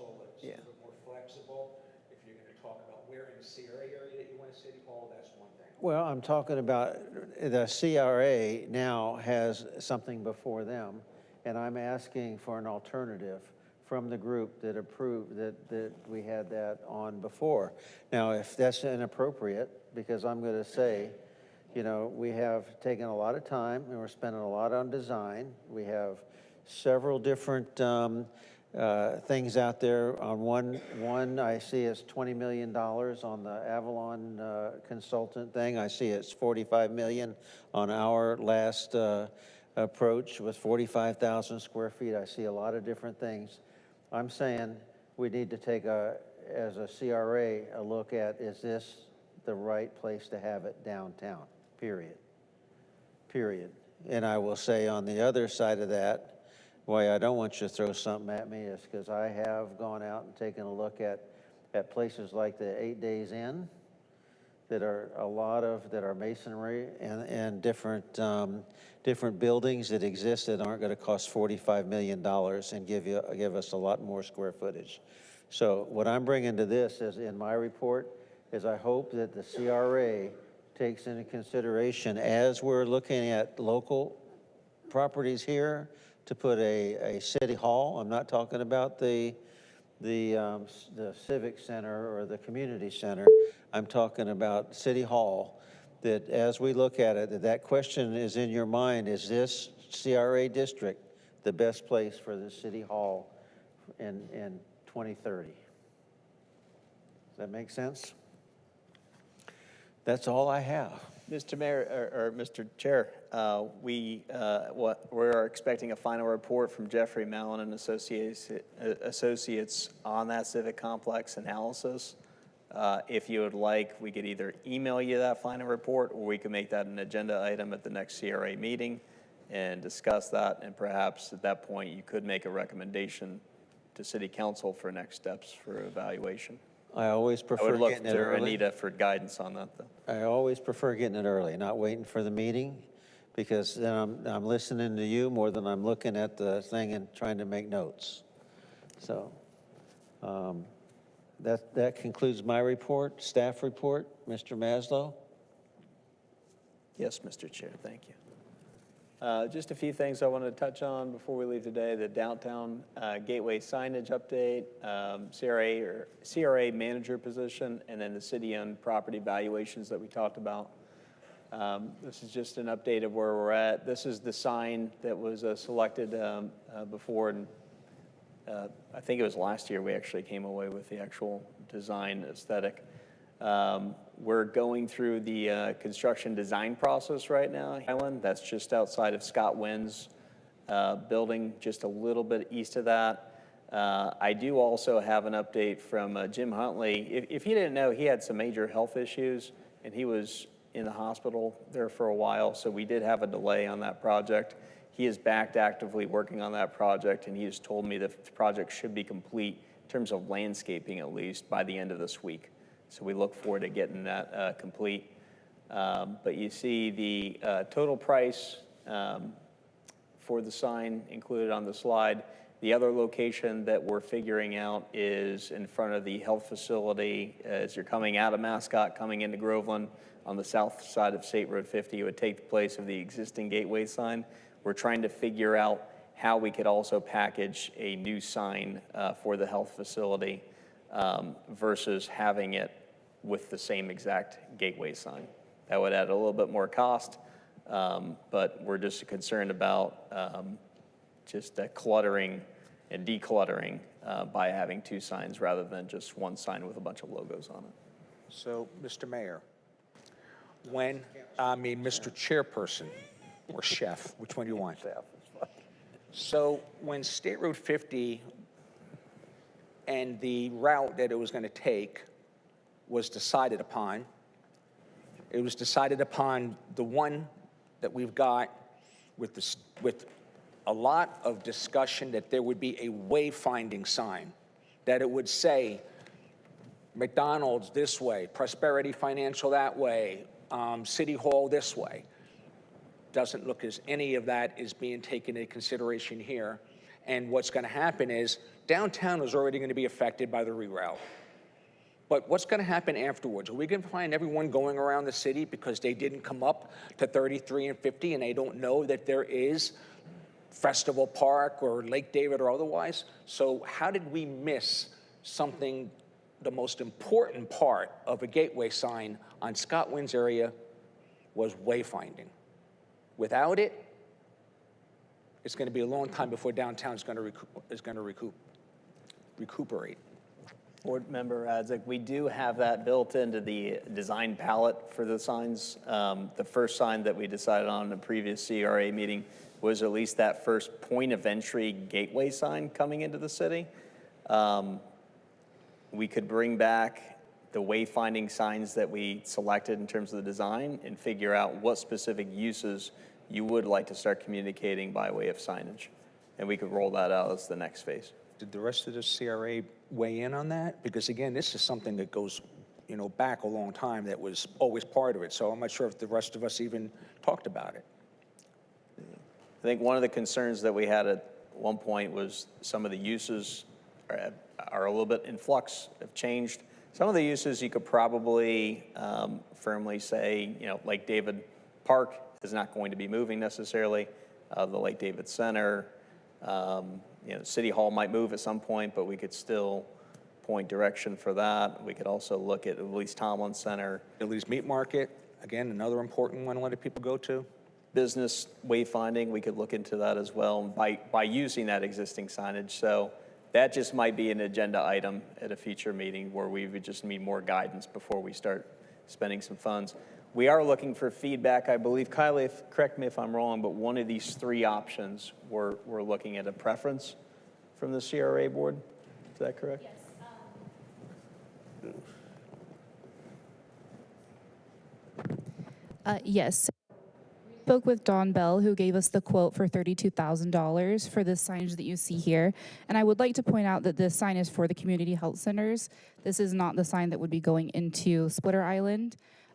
We were quoted the $32,000, which includes installation, and this is for painted aluminum. So we were looking to potentially match to see what kind of faux wood we could use. However, we approached Don Bell because of our logo of the City of Natural Charm about using natural materials.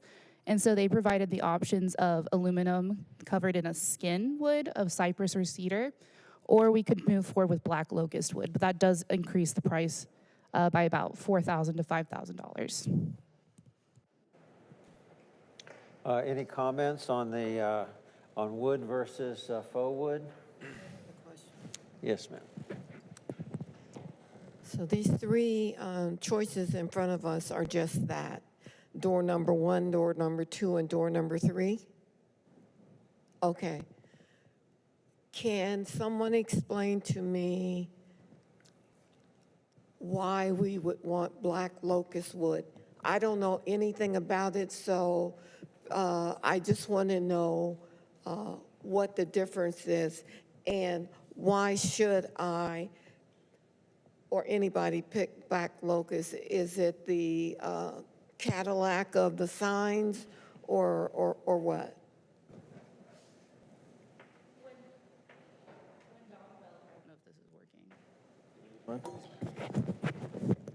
Why are we asking? Why are we even doing it? We already voted on it. When we met with Don Bell to discuss potential changes in material, we did not necessarily refer to black locust wood. We asked for them to bring recommendations in terms of durability, what could be sealed, what may hold up in terms of longevity, because longevity-wise, painted or faux wood over aluminum would last the longest, but that doesn't necessarily speak to our commitment to the natural materials and natural charm. So when we looked at a cedar-covered skin for the aluminum, that was something that could easily be sealed to be water resistant, and same with the black locust wood. Okay. What is the life cycle for all of those listed for each option? Use this one? Okay. I would have to go back to our manufacturer and ask, but we did look at something beyond 10 to 15 years so that we didn't have to come back and replace it. Okay. I just need to be clear. Why are we doing? Because the aluminum doesn't speak to the City of Natural Charm. I mean, is that why we got creepage on this? Mr. Chair, we're just getting feedback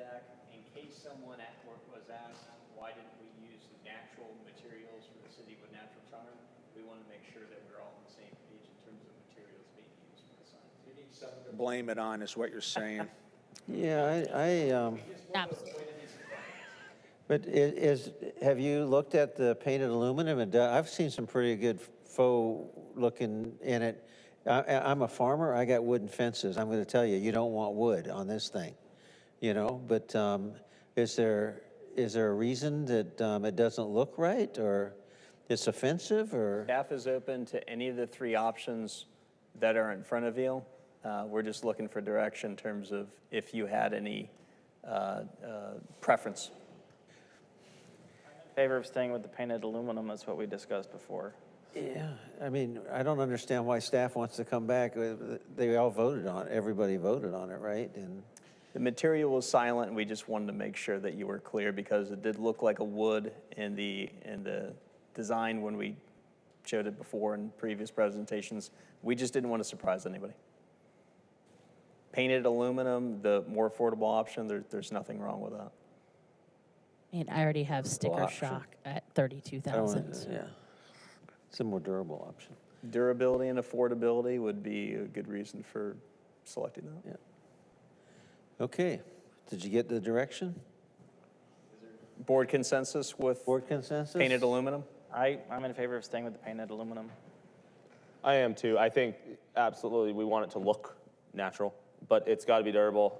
I don't know if you can send out those, the manufacturer lifespan of all the different materials. If they're the same, sure, some cypress would look pretty awesome, and plus it does represent some of the natural wood here in Groveland.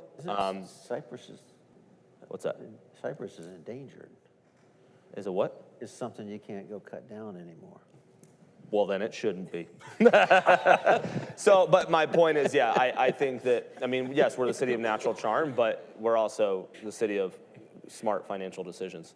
So I think if it's something that's, you know, if that's a make or break, then it should be the smart financial decision. I like that tagline. Thank you for the board direction on that. Thank you. Look forward to moving forward with option one. The second thing is the CRA manager position. I've spoken to some of y'all in separate conversations.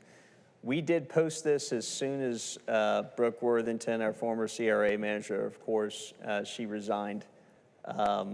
We were looking to replace that as soon as possible. We posted that position. The response was less than stellar. We didn't really see any qualified candidates at that time that we had much confidence in moving forward with. We did have a few things up in the air in terms of budgeting philosophy, next steps on major projects, programs, and then also the advisory board. So our perspective is we would pause on that, reflect, see where we're going forward, and that would help us make a better decision in terms of what that job description looks like. And it would help us be a little bit more effective in terms of possibly going out with a recruitment approach versus just putting the position on the city website and seeing who applies to it. But we're open to any feedback in terms of any preference or anything that you're looking for out of the CRA manager position. Madam Vice Mayor?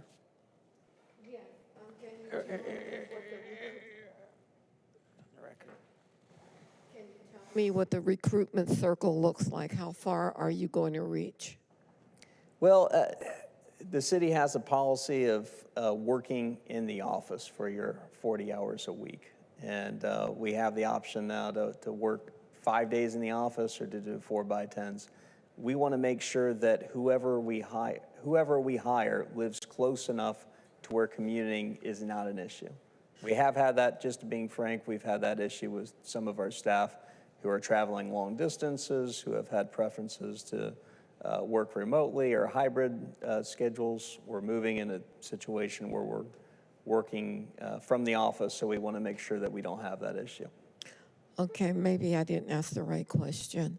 Are you going to put it out to Orlando? Are you going to put it out to Winter Garden? I want to know the circumference, if you will, the area of which you're going to recruit, because you guys may be paying so much money that perhaps even though I live in Savannah, Georgia, I want to come here and work for the city with natural charm. So I'm just trying to find out, is it only in Lake County you're going to open this position up, or how widespread will you make this position available? We're open to feedback, honestly. Usually we post on, I would say, statewide networks. So whether it be, if it's CRA, there's some networks that are a little bit more focused on that we could look statewide. Sometimes they're a little bit more, if there's a chapter of a certain specialty in the Central Florida area, we could post there. But if you're looking to go broader, either statewide or national based, I would then take that feedback to our HR director and he would assist.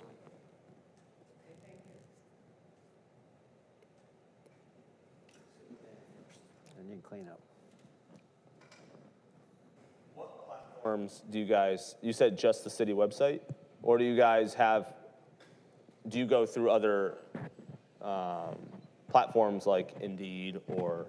Yeah, there's other platforms. I could get a more comprehensive list from our HR director, but I want to say he has the potential, if not already using things like Indeed or LinkedIn. Okay, so it's broadcasted out pretty far through there. And then And there's also some specialty organizations.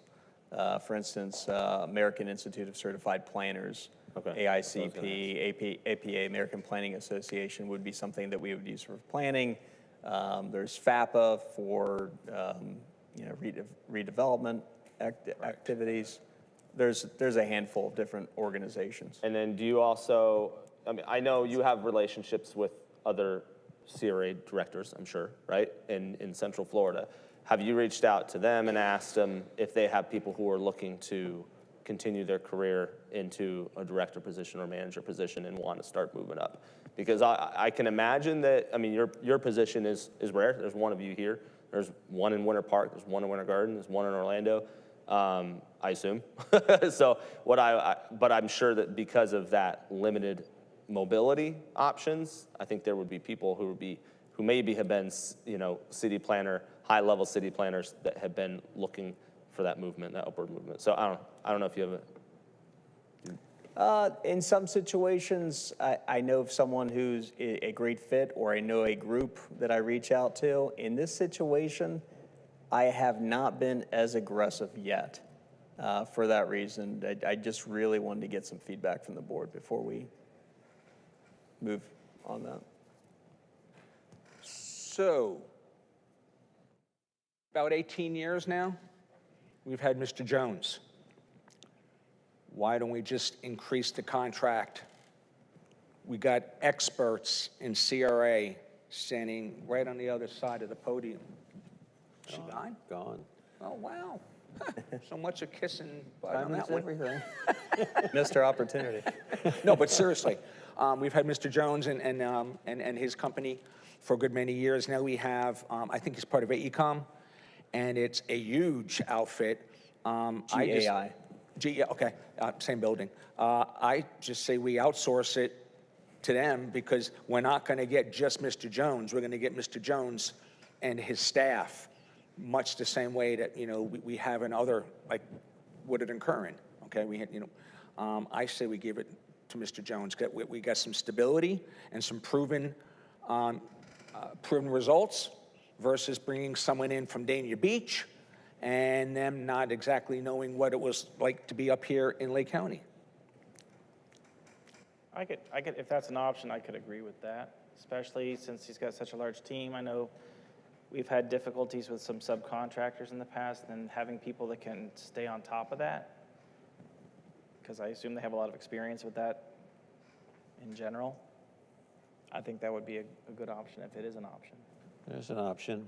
Are you done? Are you finished? I go in a different direction. Poach.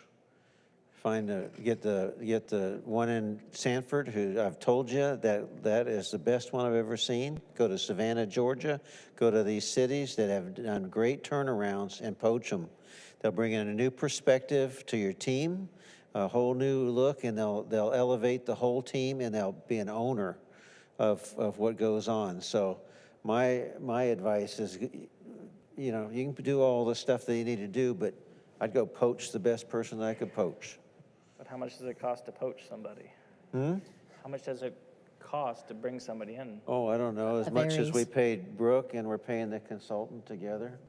You pay now or you pay later? Yeah. Yep, that's just my input. Did you want to say something else? I think outsourcing could work, but it also feels kind of sterile. I like the idea of somebody having ownership over it and having a person to point at and look at and talk to. And I think I love Sanford, so I'm down with poaching Sanford. So I That don't young know lady that's is actually an amazing option, over but there. they did a great job. So yeah, see who's out there and what they're willing to do. Okay, further in, oh, yes. Ignorant to kind of how you even worked with Brooke and your expectations you set with her, but what is your conversation with this new person who would be your direct report and their involvement in the community? Because I think that would define whether or not, I totally agree. I think having not just somebody who has experience, but somebody who has experience and 10 other people on a team who can give them feedback, that is valuable. But is your expectation for the CRA manager to be involved in the community? That's the biggest difference between the consultant option. Mrs. Smith, Mr. Jones are great with GAI, but you're sharing them with other customers. They provide a good, solid level of expertise. They attend the meetings. They could help us with reports and different things behind the scenes. But the one con of that is they're likely not that involved with the community. I like to think that Kylie has been great behind the scenes, and she prefers to have that administrative role, and that there's nothing wrong with that. You need people like that on the team. I would say if community involvement is one of our priorities, then definitely having a dedicated CRA manager to do that would work well with having the advisory board. You would need another person for that other group of 7 people to communicate effectively with, and then also branch out, getting more feedback, just having more involvement with the local businesses and residents. So I would see that as a big pro of having a full-time position. Yes. Mr. Chairperson, Chef. Personally speaking, and again, having seen this in the past, CRA and Economic Development Manager is 2 pools of money. Skip the Economic Development Manager. You're the Economic Development Manager to a large degree, or even whatever. Make it easy, make it transparent. Just a CRA manager, especially if he wants someone out and interacting with the public. We get problems when we're splitting positions between general fund and CRA. As you heard even, Lieutenant Voodoo, and having 20% of her salary going down here is a no-no. So I don't think we want to take what she just told us and apply it here as well. Appreciate the feedback. Do we have board consensus on that direction? What direction? CRA manager position, full-time? Oh, There you go, the guys were spoken. consensus? I'm in favor of it. Okay. Consensus, Ms. Carroll? Consensus? Repeat one time more. That we are giving consensus that we want the CRA manager position, not splitting it. Consensus. Okay, so you got a unanimous on that. You have that? I appreciate that. I'll get with our HR director this week about that. Thank you all.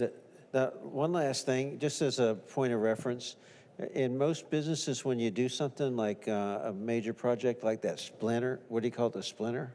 Splitter Island? Splitter Island, you have a postmortem. That's where you go back and evaluate, did we get what we want? Is the value proposition there? And make a few notes for the next time. Do you do that? Yeah, Kylie and I in this position, this situation, will be the ones going out to inspect, to review, and And making notes. just determining, A, did it meet the contractual obligations, that it meet our design aesthetic. The plant quality is another thing that we have to look at. So there could even be more people besides just Kylie and myself involved in that. Okay. And then does that come out in a report or something, or how do we? Typically, we don't provide a report on those things, but we can if you would like. Okay. All right. I'd like to see it. All right, thank you. Anybody else? Oh, yes. I have one more item. Oh, I'm sorry. One other item is just also looking for board consensus on, we had two different options for evaluating the city-owned properties in the downtown area. Again, this relates back to the last conversation we had on the Civic Complex and determining a potential source of funds toward a larger scale project like that, looking at, if the city decided to sell, or if the decided to sell some of these city-owned properties, what would we likely be getting from them? We did have an option from an appraiser that came in with a timeline of 60 days or less at $26,500. And then we also had a real estate broker, Marvin Purrier. You may be familiar with him. He provided a broker's opinion, which is similar to an appraisal, not as full-blown, but it would give a likely price that you would value the property and list the property and likely get for the property. His timeline was a little longer, 60 to 90 days, at a cost of $16,575. Just looking for board consensus on which route you'd like to see, is either an appraisal or a broker's opinion. Input? Dan, first? Yeah. I think to make the right decision on when to sell or how to sell, I think a full appraisal is necessary. I know that was one of the questions last year when we were looking for redevelopment of the fire station and police station, is that we didn't truly understand the real value. Councilman Raznick actually brought that up in the minutes. So I think given that that's been a previous discussion on, we need to know true value of what we're trying to get, what we're trying to put up. I would vote that. It does cost more, but I think in the long run, it's going to obviously add way more value. So. Are you looking for a recommendation between the two, or just move ahead? A preference from the board. We'd like to move forward with one of these options with the goal of bringing the report back to the CRA board and also sharing that with council. I'm sorry, I'm slow. So do you want us to give you input on these two firms, which one to go with, or do you want us just to say, let's move forward with getting an evaluation and you're going to determine that? One or the other, if there's a preference. Okay. The disparity is too much for me to understand. I mean, you're going to go out and you're going to do the same thing. So why is it $10,000 more expensive for Blair and Beasley versus Marvin? Because one's an appraisal, one's an opinion. One's an appraisal, and one's an opinion. Costs a little bit more for the full appraisal. So. You know what? We've been down to BPO before. I want an appraisal. I want to know exactly what it is that we can sell it for and how much taxes that we're losing. So if that's the case, I'm going with the opinion. I'm going with the appraisal. Okay. I would agree with that too. It's also less of a time frame, and it gives you something more concrete to fall back on in negotiations if you do decide to sell. Okay. Amy Jo? I'd kind of lean in, are we realistically looking at selling any of these anytime soon? Because if we're not, then I think the broker's opinion in 90 days is not a big deal. If we're convinced we're going to sell them soon, and soon could be any kind of time frame within the next year or two, then I could see how the full appraisal would be more valuable. Okay. Madam Vice Chair? I go with the appraisal. Yeah, I agree with you, Amy Jo, but I think that we need an appraisal because we might not end up selling. We might lease, I mean, a lot of cities lease properties so you can maintain control and you don't get certain things there you don't want when somebody else buys it from somebody else. But we need to know what the value is, so. Clear, these are all properties within the CRA. Yes. All right, so you got your direction. It's Thank you. unanimous. Appreciate it. That's it for me tonight. Yes, yes. Appraisal, appraisal, appraisal, appraisal, everybody's appraisal. Everybody's appraisal. Okay. Anita, No report, thank you. no report. Any further comments? If none, adjourn.